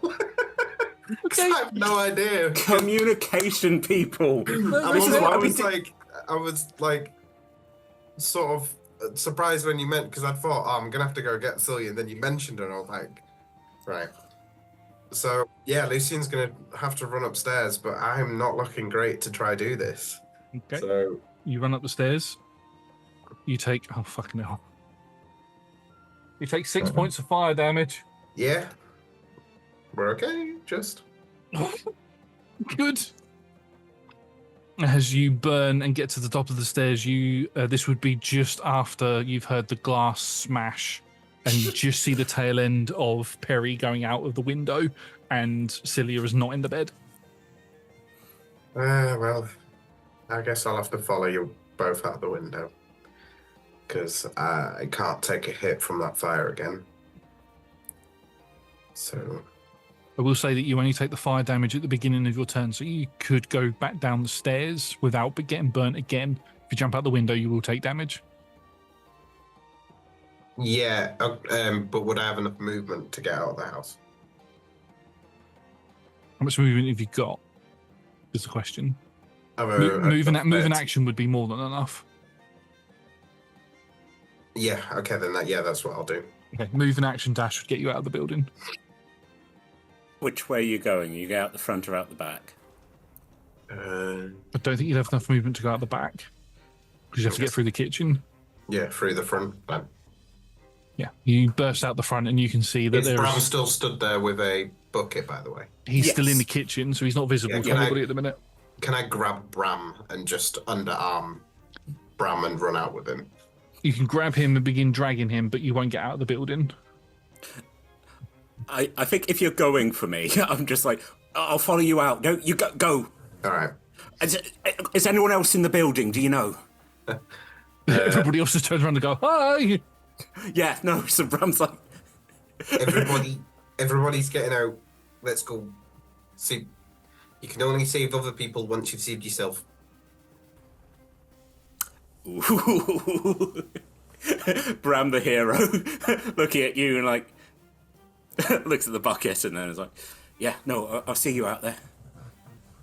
Okay, so Lucian, as you get out of the building, you can see there's another 5 mages circled around. You can see as Perry's just landed on the floor with Celia in her arms, and these mages have just fired one more round of fire bolts, not balls, bolts at the building.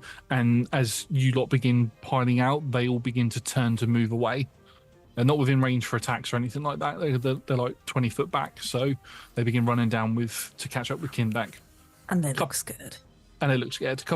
You do see a couple run from behind the building, and they look like they probably shat themselves as they run down the down the ramp. And then you hear a gunshot, and then you hear an explosion. You hear a boom. Boom. But yeah.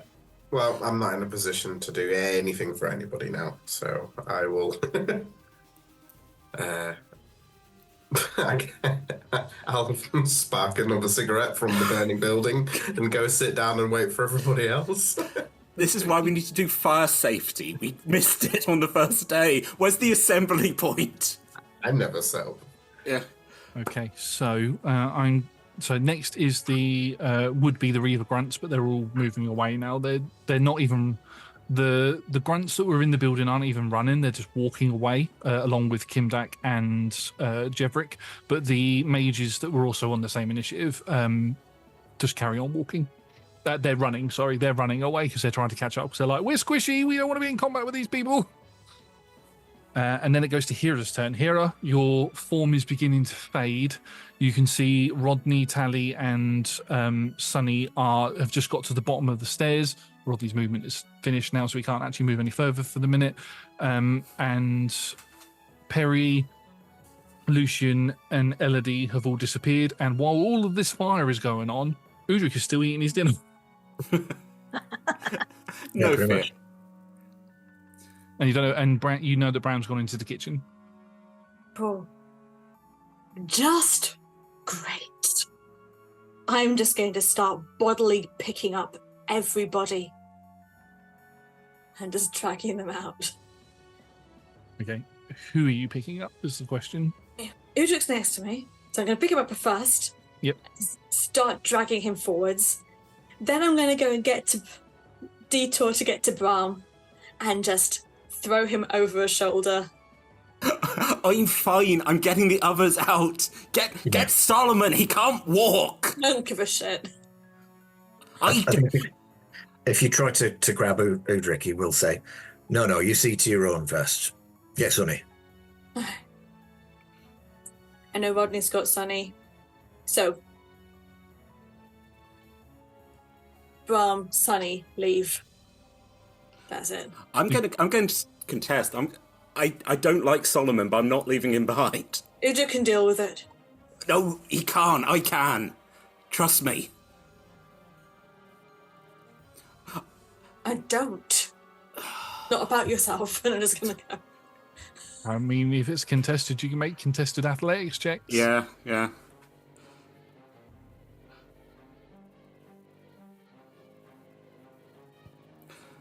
Nat 20 for 25. Okay, yeah, that's gonna... Let the boy die. Let him be a hero. He's never getting out of this town. I am stronger. But I think I'm just going to look at you and just kind of see that further in your eyes. Yeah. And it's taking up my time when I could be rescuing Sunny, but also I want it to let you do the thing you want to do. And I just go... Try and keep yourself alive. You too. Take care of Sunny. And, yeah. Okay.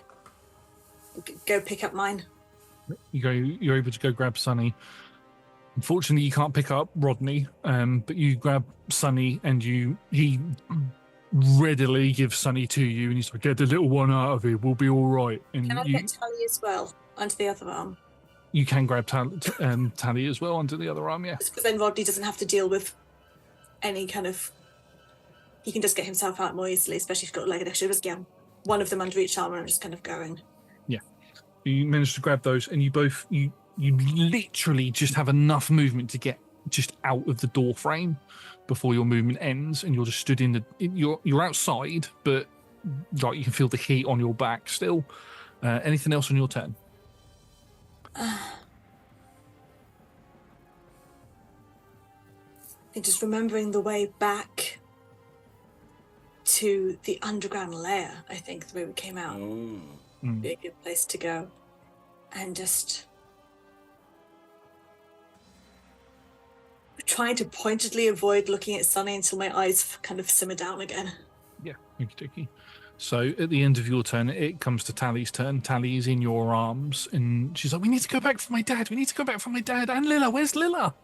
Lila's started moving early. Brahm's rescuing your dad. You need to move as well. Don't go back in there. Okay. That's the end of her turn. Kimdack, you just see him walk off. Udric, is your turn. Cool. Where are my bears?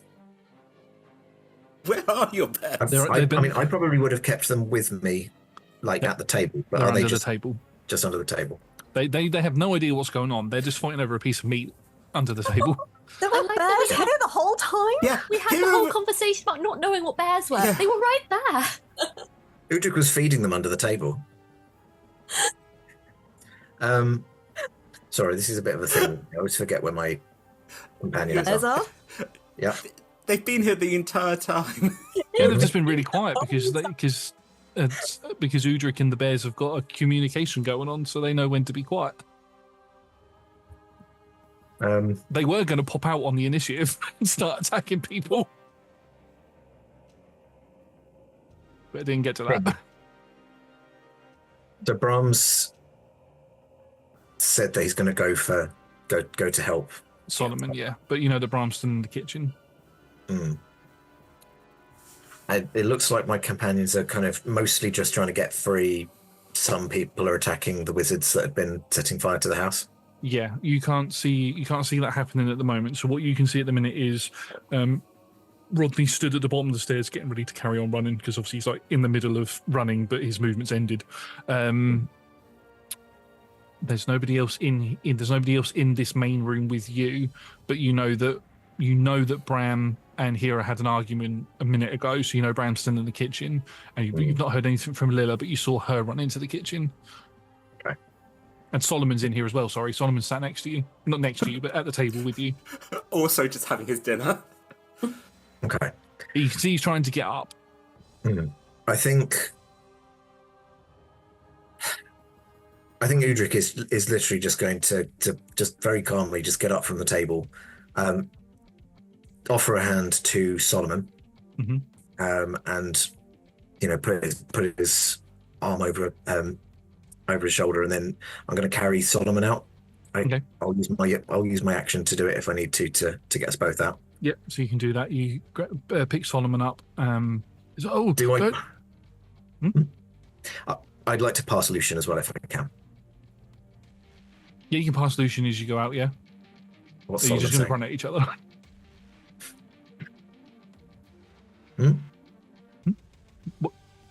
Yeah, I'm probably am going to just kind of do a quick hand clasp, which is me doing the Fey Gift Hospitality. We both get a D6 plus 2 temp HP.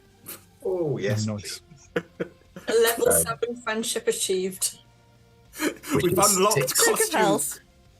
6 temp HP. Nice. Solomon does try to protest. He's like, no, I'll be fine. Don't worry about me. Get yourselves out of here. I need to help Rodney. I've got Rodney. Rodney. Everyone fuck off. Rodney can handle himself. We're getting you out, old man. Okay. And Yeah, I'll get out the door if I can. okay, you get out of the door. We get to... Is that the end of your turn? Does that take up my action as well? Sorry? Well, is that move going to take my action as well? Or do I still have an action? because you'll need to pick him, because it would normally half your move and all that sort of stuff, so you need to use both to get out. Would be better. Awesome. Okay, so now we move to Bram's turn. Bram, Right. Bram, Lilla is in the kitchen with you. Rodney is in the hallway. Which one are you going for? Lilla's heading towards the door, right? She's come to help you. I think I go to Lilla. I was like, oh, I'm getting Rodney. Go. Okay. She's like, right, are we not?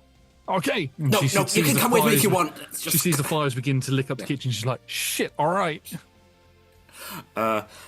I have an adrenaline rush, so I can use dash as a bonus action and also get HP. So just full on. Yeah, I'm getting my chef out of here. As I'm sort of going, I'm like, anyone else in the building, shout! Okay, Rods, let's go. Sort of. I'm not carrying him, but I am sort of Leading him putting out, yeah. limping him out. Yeah. So, movement, bonus action dash, action dash Action dash with assisting. with assist. Yeah, because assisting him would half your movement. So you're using all three of those because of where you were in the kitchen, you can get to him and get him out. Yeah. I've also kind of like not thrown the bucket on me, but I've got water, and as like free action, I've pulled the scarf up over my face just because, hey, if you're in a fire, get your clothes damp because it will burn that off first and give you a chance. So, not Bram's first fire. Yes, Nat. Isn't there a door outside in the kitchen? Like, is there a Out back the door back, in the kitchen out the back? That'll that's be where where I'm Lilla will head for. Yeah. That's where I'm taking. Yeah. Well, Rodney's near the bottom of the stairs, so the front door is the closest exit. Then I'm going to go out the front door. Yeah. With him. Yeah. Yeah, so you get out, dash out of the front door.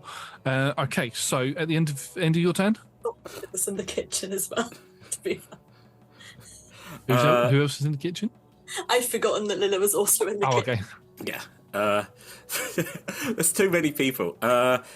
Yes, that's fine. I also point out that Bram pretty much had no worldly possessions apart from the stuff on his back. So he's like, I'm fine losing my room again. Cool. So we go back to the top of the round. I'm not going to be a mean DM. The bears climbed up onto Udric as he ran out, so they're with you as well. I'm going to need. If they were following or doing something. I'm going to need somebody to roll me a D100, please. I'm going to select Evie. Oof. Okay. As the luckiest among us. Yeah. True. Better get another turn. That is a 67. 67. Okay. As the last of you begin to get out of the building, you hear creaks and cracks, and the roof collapses in on itself, as does part of the first floor. As that you can see, basically the entire building just collapses.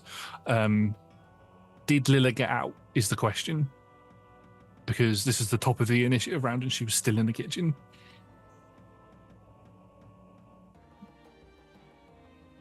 I mean, are you asking us? Because yes. I am asking. Yeah. Did she get out? Yeah, she totally got out. I told totally her to got go, and I went the opposite way. So But hopefully, it needs to get to her turn for her to move. So I'm going to skip all the NPCs because Lilla She would was have been near the next. front door. She was near the back door. Yeah. Perry, it's your go.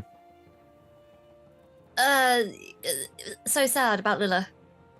Rip, I guess. Has never my be room me. collapsed? The entire top floor has collapsed. That's a very quick fire. Magical fire, bitch. It's 12 seconds. Why and is it's everyone collapsed. calling me a bitch tonight? I don't even know why that slipped out. I'm sorry. It's Kimdack. It's because Kimdack kept calling me a Yeah. bitch. Stop being Yeah. a bitch. Stop being a No, bitch. yes. Is it my very important book? Is there any hope that anything could be recovered? Wasn't Not- it in a big chest? That was the point, right? yeah, You lugged big it into the room in a magic big, magically sealed chest. Yeah.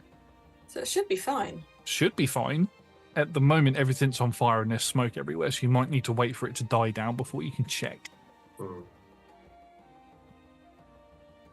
In that case, I'm gonna prowl like a panther in front of the fire, give myself a healing hand. The rage is flooding in the eyes. It's not activated rage, but it is like roiling off. Fuming, literally fuming. Okay. Vivid. We will come out of initiative now. Elodie, I would like for you to roll me a D100 roll, please. Did I see Lilla come out of I'd also point out the back door? kitchen's flooding with water. I'm wet. Lilla's soaked. Yeah. That would probably help the people who went through the kitchen. That would help the fire, but would it help a collapsing building? It's don't try this at home. Wet your clothes and then have a roof collapse on you. I rolled a 15. Ooh, okay. So that will come into play in a moment. We've come out of initiative.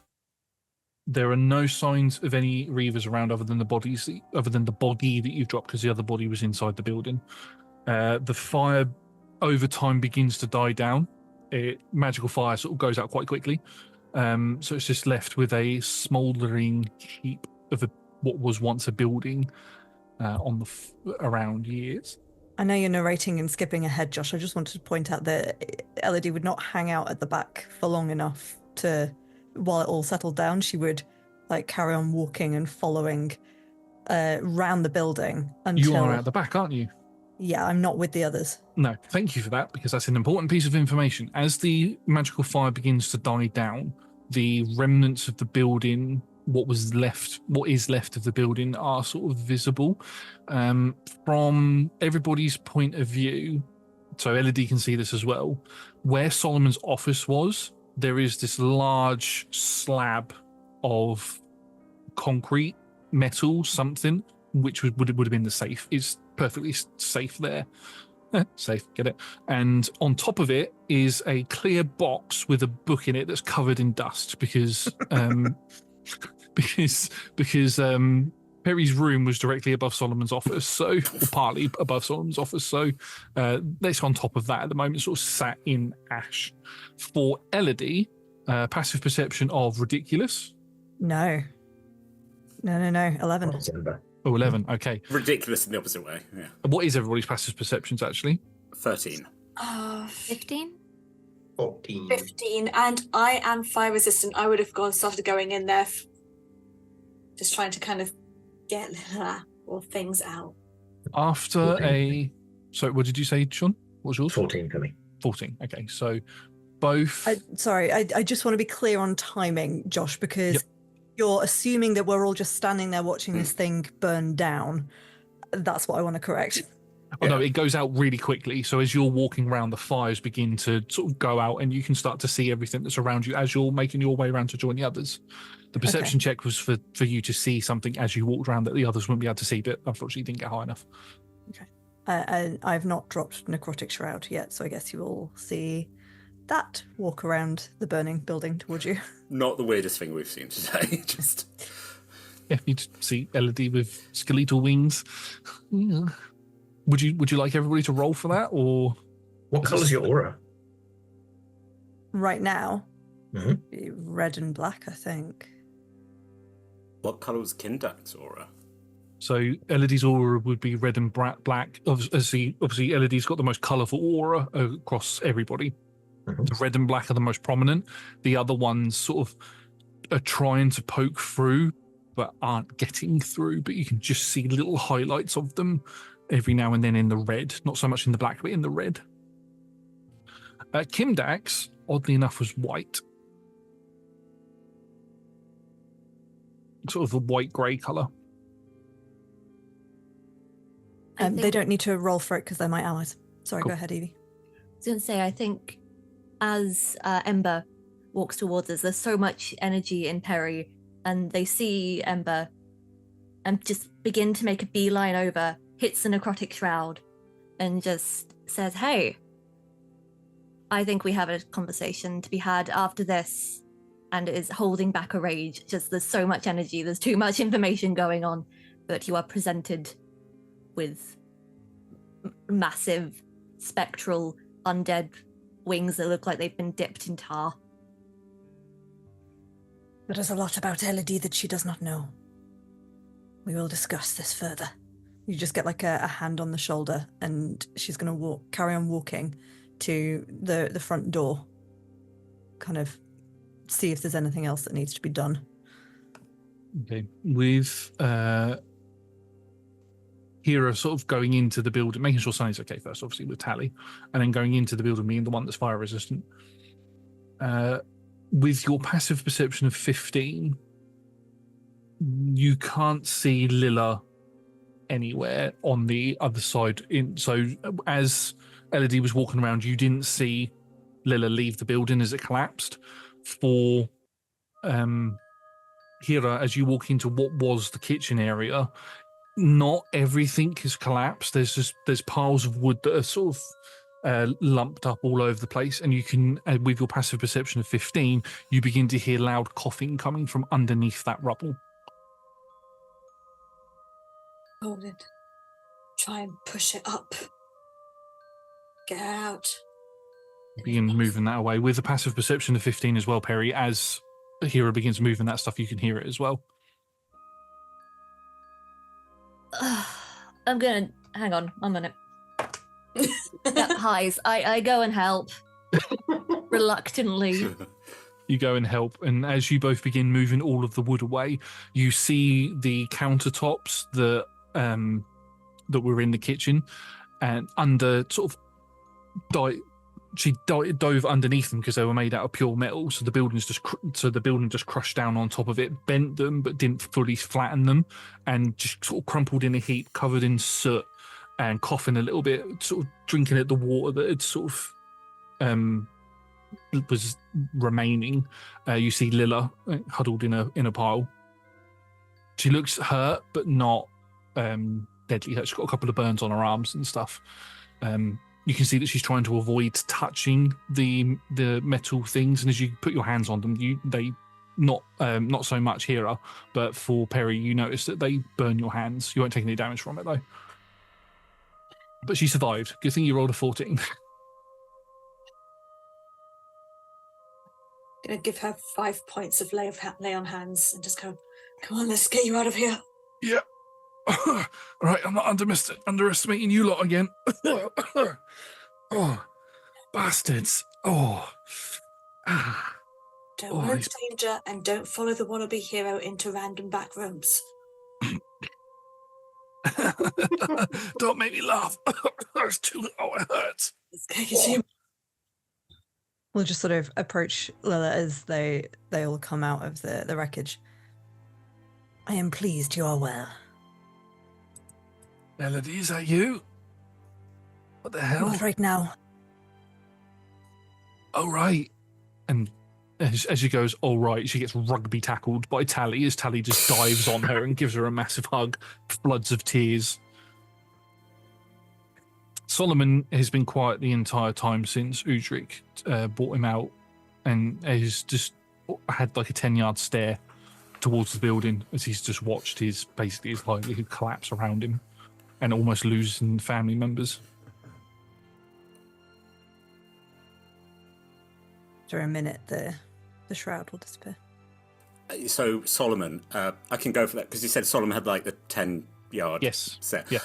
Bram will kind of go to him and like put a hand on his shoulder, because Bram's got weird emotions about this man, but is also like, I know what it's like to lose stuff, and I don't like you, but I have empathy. So just, yeah, sort of hand on the shoulder, kind of best form of comfort I can give him right now.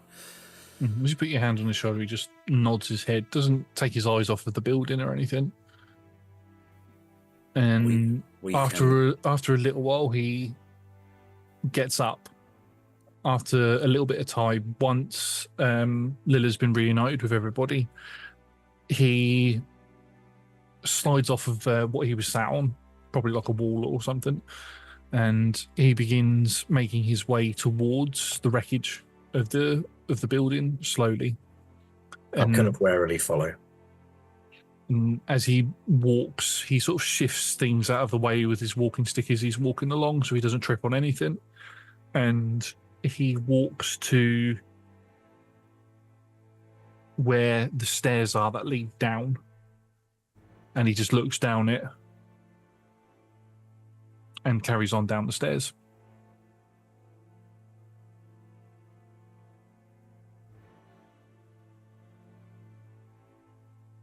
Well, I'm following.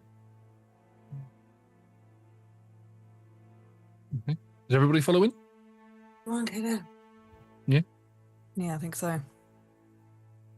Tally sort of grabs Holder Sunny's hand and just nods towards you, Hira, and Sunny takes your hand and her hand, and you sort of walk down together. And Tally's got Lilla on her other shoulder and helps her down. You have to sort of go down single file, but Tally doesn't let go of Sunny, and Sunny doesn't let go of Tally, as well as Sunny doesn't let go of you, and Lilla doesn't let go of Tally. It's a big like group hug thing going on there as you all sort of make your way down.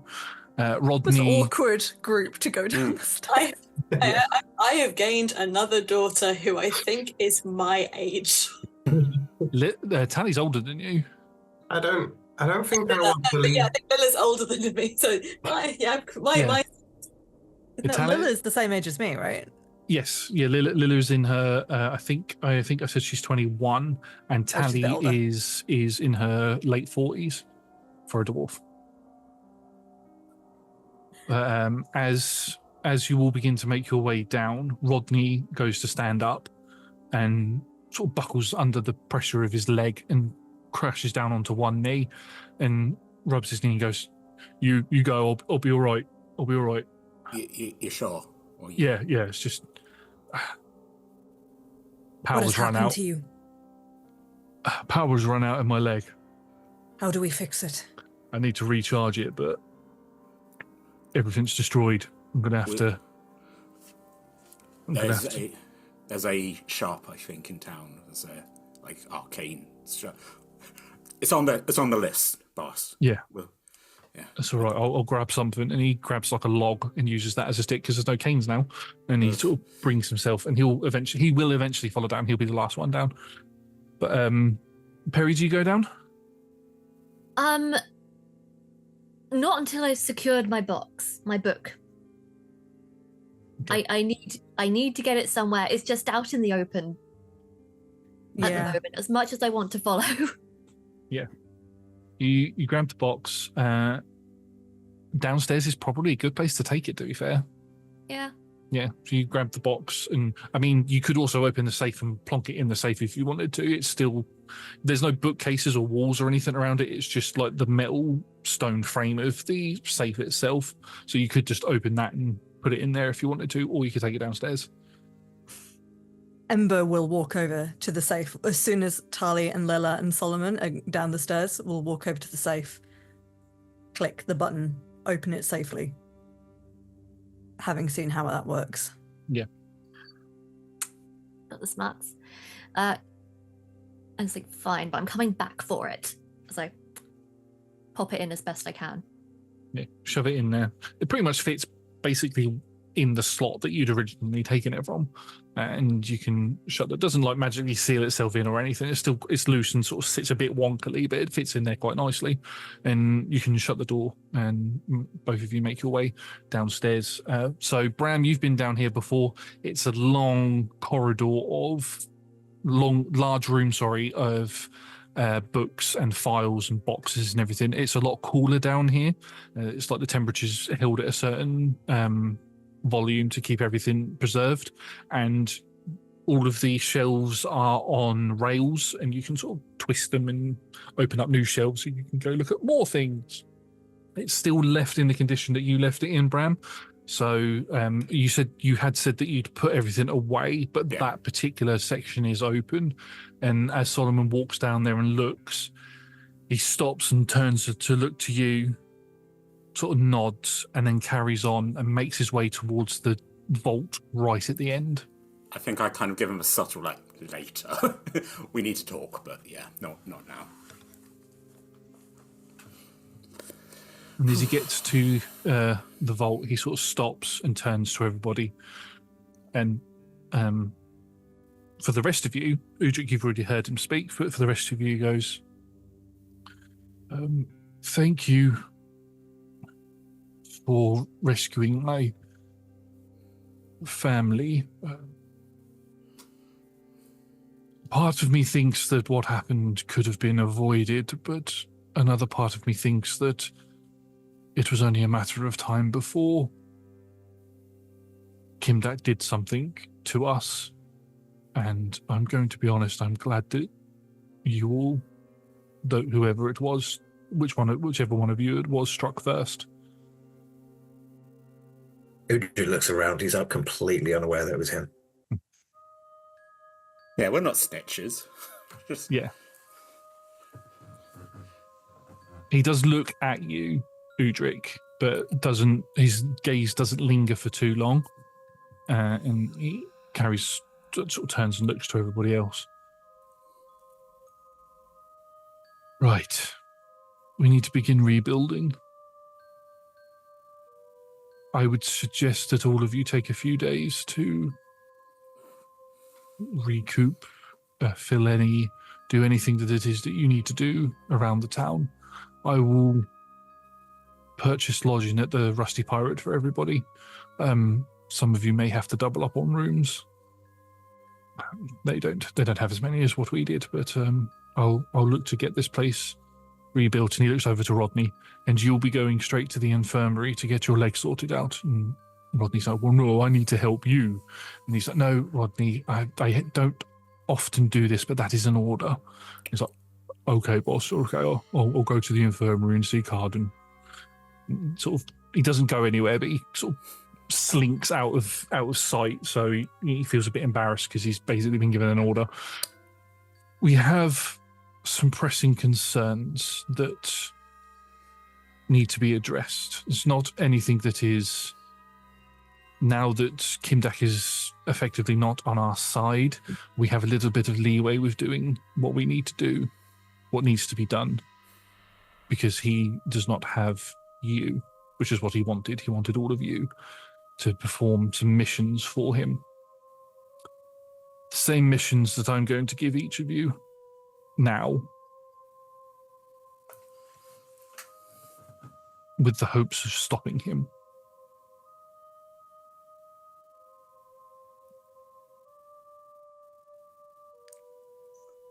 Right. He just looks to anybody to see if they ask anything, or... I don't know if I'm buying what he's putting out. Like, Lucian just like looks and literally goes, why? Like, since we've come here, we've literally just been pounded to the ground. Like, why? What you mean he's not on our side now? He never was on our side. He's the scourge of this place. No, he was never on our side. But He he's was- on yours. No. We've been working together. A long time ago, we might have been working together, but not now. And he looks towards Perry. After the comment that you made earlier, there was a time when we did work together, but no longer now. We were a nuisance to him before for what had happened to some of his people. Now we're a threat. We were a nuisance that he tried to control, and now we've shown that we're a threat, or you have shown that you're a threat. So he's going to take some time to recuperate and try and find people to do the job that he needs done. He was going to use you to do that job.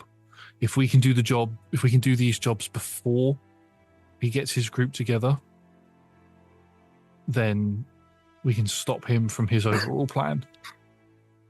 We weren't going to blindly follow him. We're not blindly following you. We expect you to tell us what these jobs are before any of us sign up to anything. No. Yes, Elodie. Not in character. Is Celia here?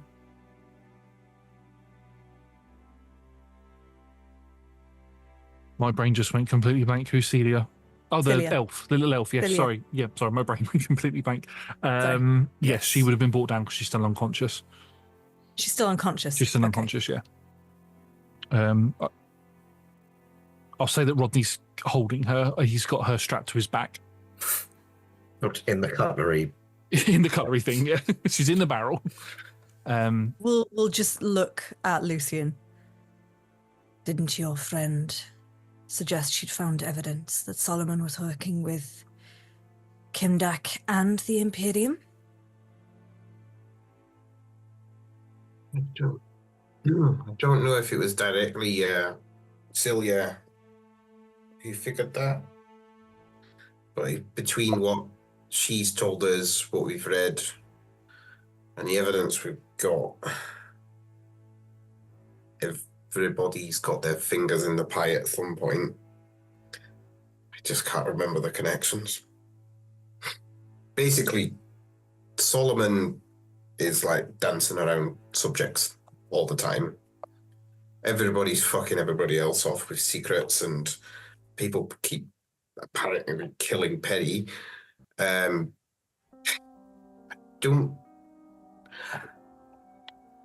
don't know, and I'm kind of hoping that Solomon is just going to straighten it out. We'll just sort of look down, like properly down her nose. I command you to be candid with us if you ever want us to trust you again.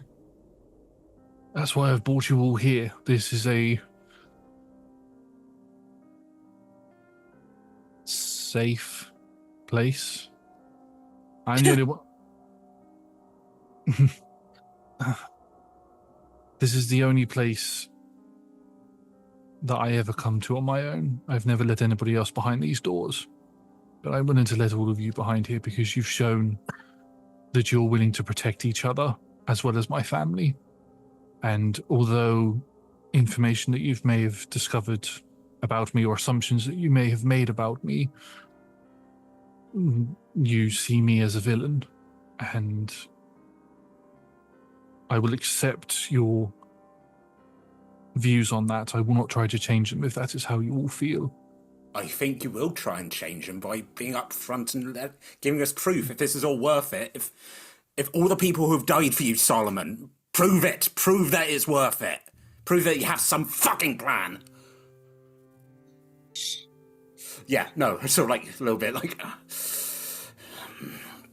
Solomon, again. You're not a villain yet. You're a threat. And you're a threat to us and a threat to your family because you keep not keeping secrets and not informing people about their own secrets. We're going to take a rest. People are tired and hurt and exhausted. And tomorrow, we're all going to have a conversation. The answer is yes, Solomon. Okay. Looks towards Perry. Hey, Solomon, come here for a moment. Just come here. Or waddles over to you.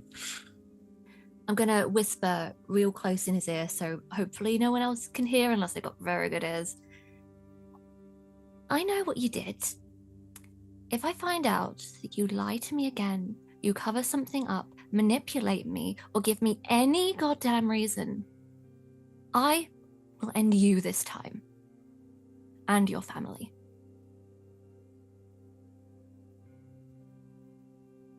Understood.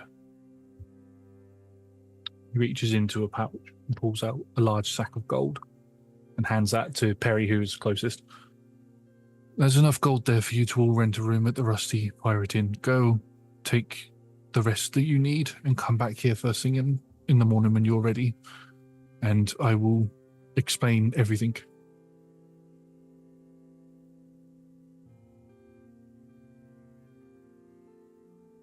I'm taking Tally and Lila with me. Please, they need to have a good rest. Yes. And some space. I'll make sure that Rodney gets to the infirmary. Thank you, Udric. I'll take Celia from Rodney and carry her back up the stairs to take her to the tavern. Would you like to take it to the tavern or to the infirmary? I don't know what's... I think Carnan probably would say, Udric would say, that one looks like she could do with the infirmary and all, actually.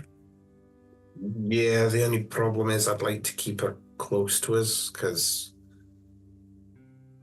well, so she don't get stabbed again. Should we get her looked over and then maybe take her to the tavern? You can join me and Rodney. Aye, all right.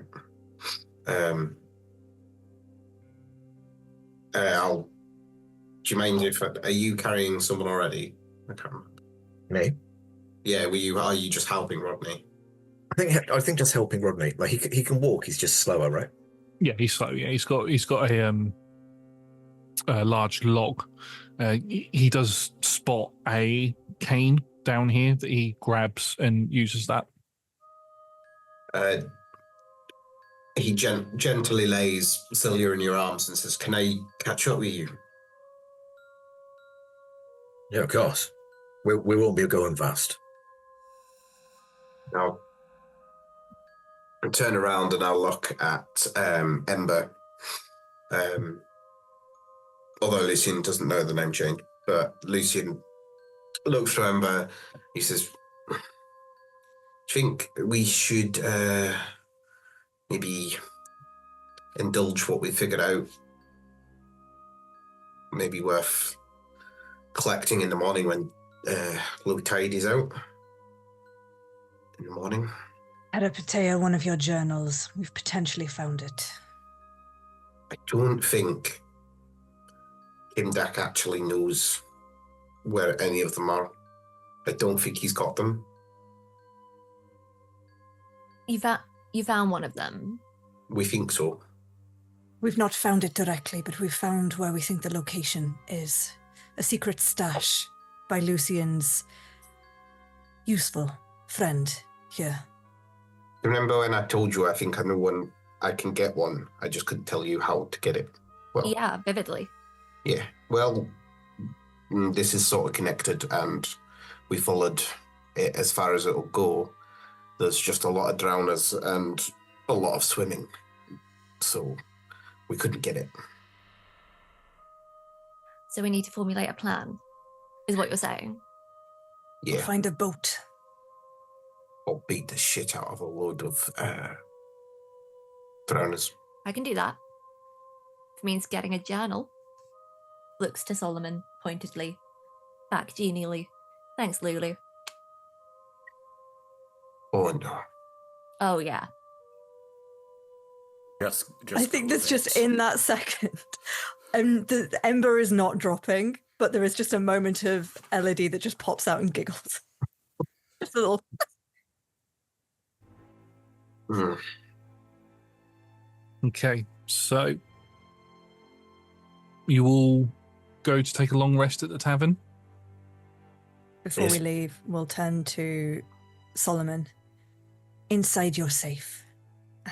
I say you're safe. It is my safe now.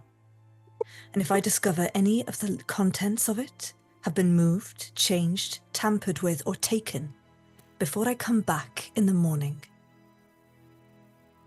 I'll set Perry on you. I will pose menacingly.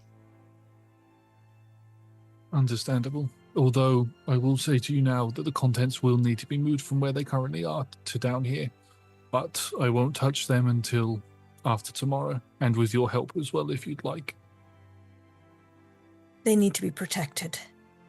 And there's no better protection than behind this door or that safe, but now that that safe is exposed, this is the best place for them to be.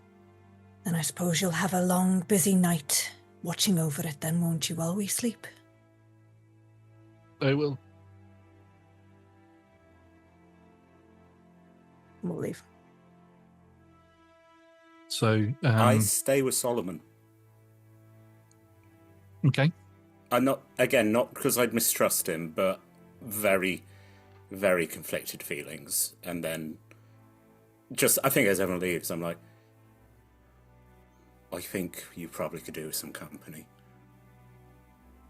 Go be with the others, Bram. No, No. At the moment, I'm not worth it. You need to be with them. no, Solomon, sir. You gotta. I gotta believe that we're worthy of redemption in some way. And you've got a lot of information I need to know. Is Greta alive? Simple as that. Was that a lie? No, she's alive, yes. All right.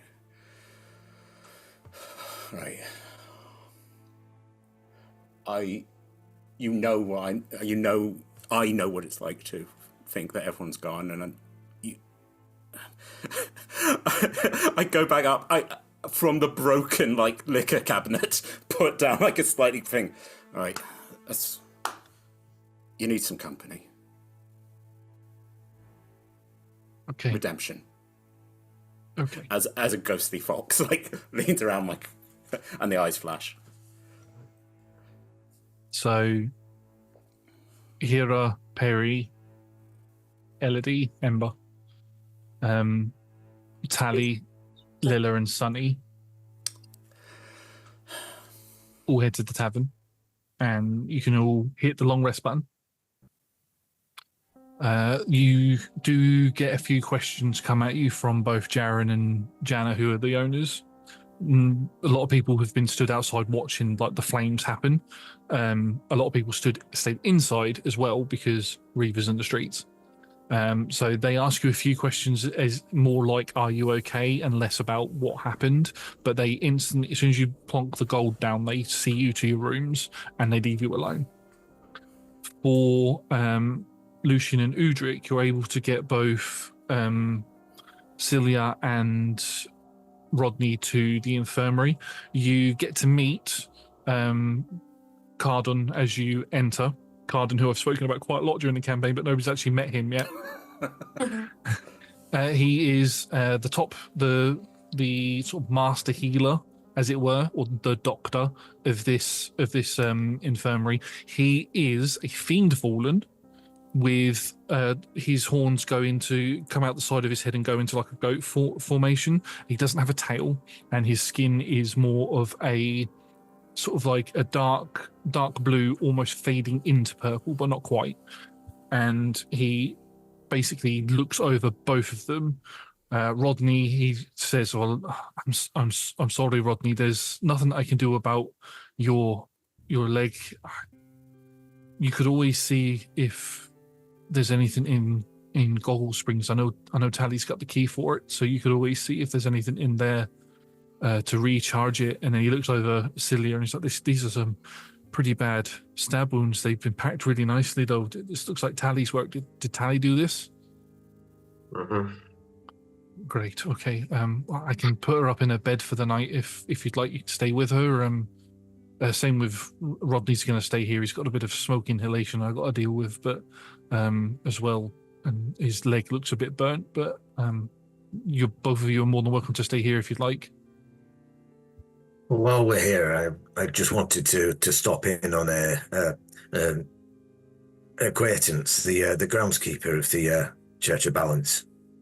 Yeah, Ronald. He's just down the hallway. He's on the general ward at the moment. I think he's sleeping at the minute, but yeah, it's a terrible fever he's had. Not quite sure where it's come from. No, do you mind if we just pop in and see how he's doing? Yeah, sure. Yeah. He'll see to Cilia and Rodney being put in the same room together with two beds, and we'll provide sleeping arrangements for you two if you want to sleep in there as well. As you walk down the hall and look into the general ward area, you can see they've got the names above their beds and stuff, and you see one that says Ronald, and a man is just laying in the bed asleep with the sweats going on at the moment. But he doesn't look like he's got any purple or anything of that nature. Doesn't look like it, no.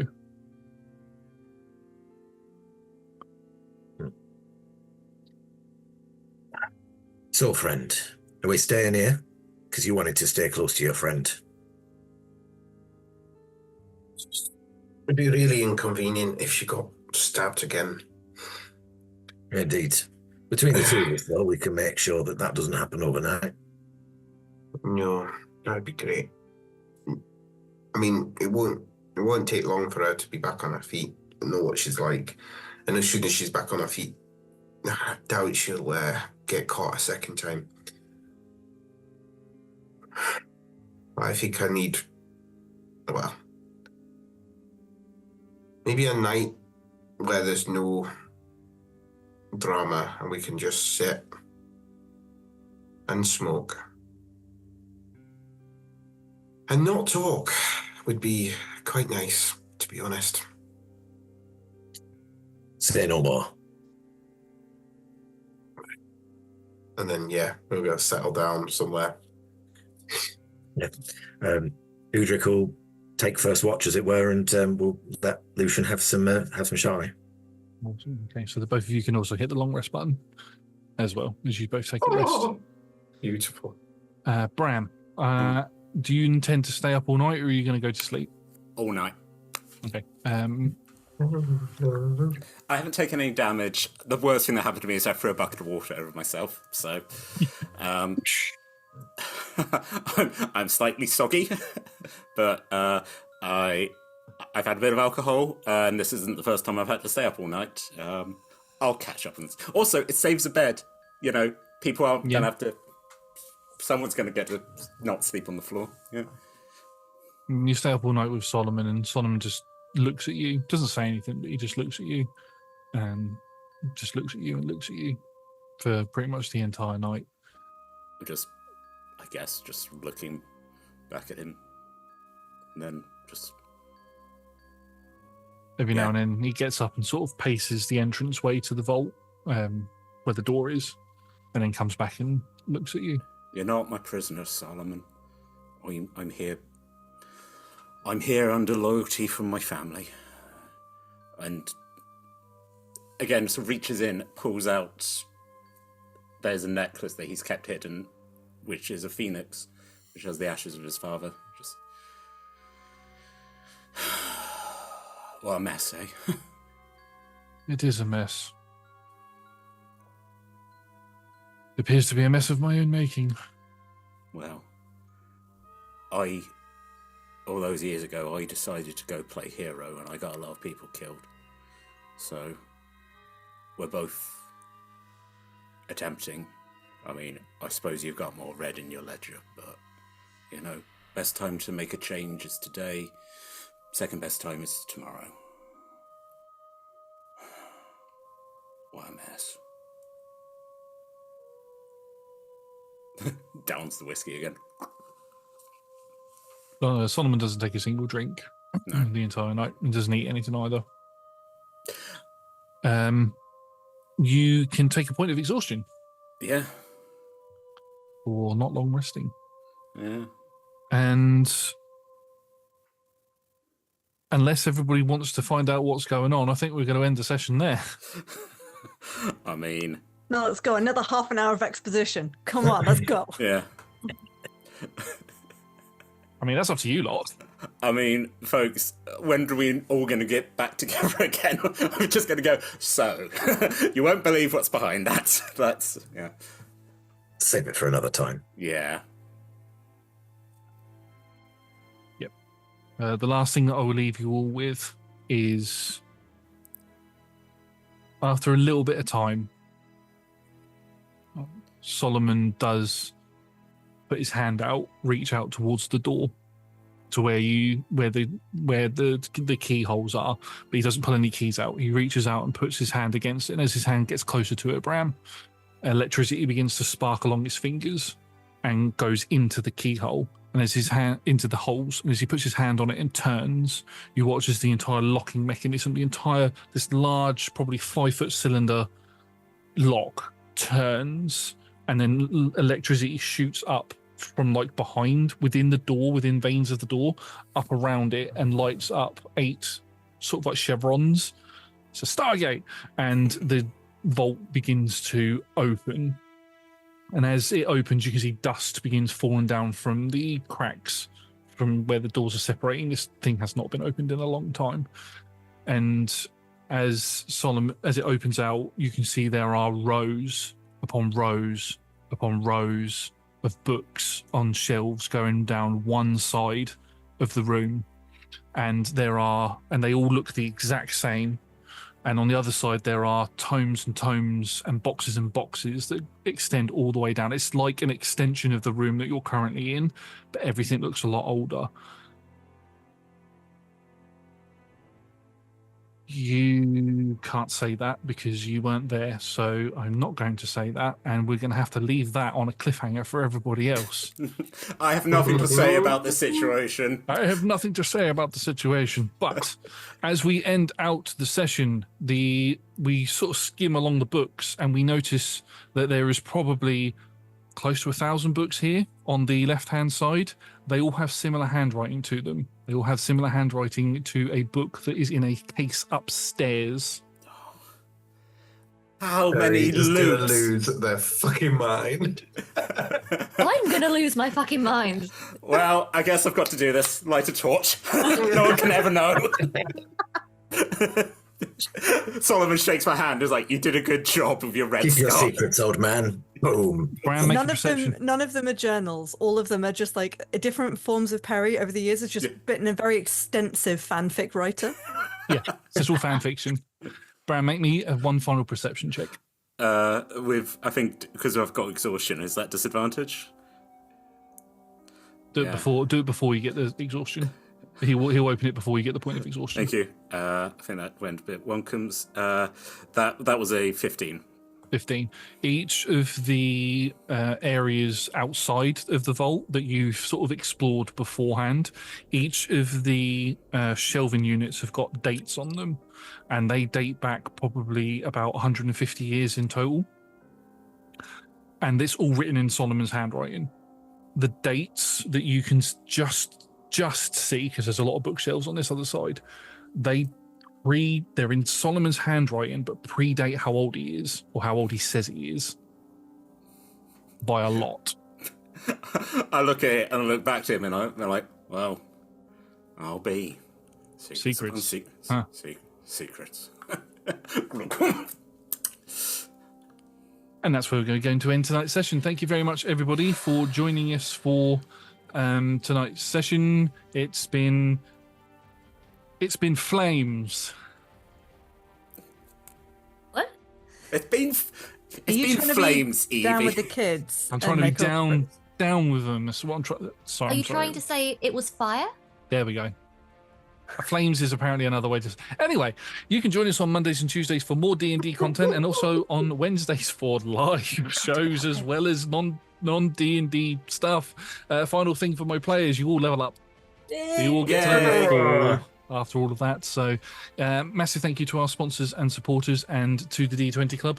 They are amazing. They are the best. Without them, we wouldn't be able to do what we do. If you'd like to join them, you can from as little as one of your local currency per month, or one goat, which must be sent to Dom by following the links in chat or in the description below. Speaking of the description below, if you are watching us on YouTube, please do consider leaving us a like, subscribing to the channel, or commenting down below. Helps the algorithm tell us what you like, so we know what to make more of.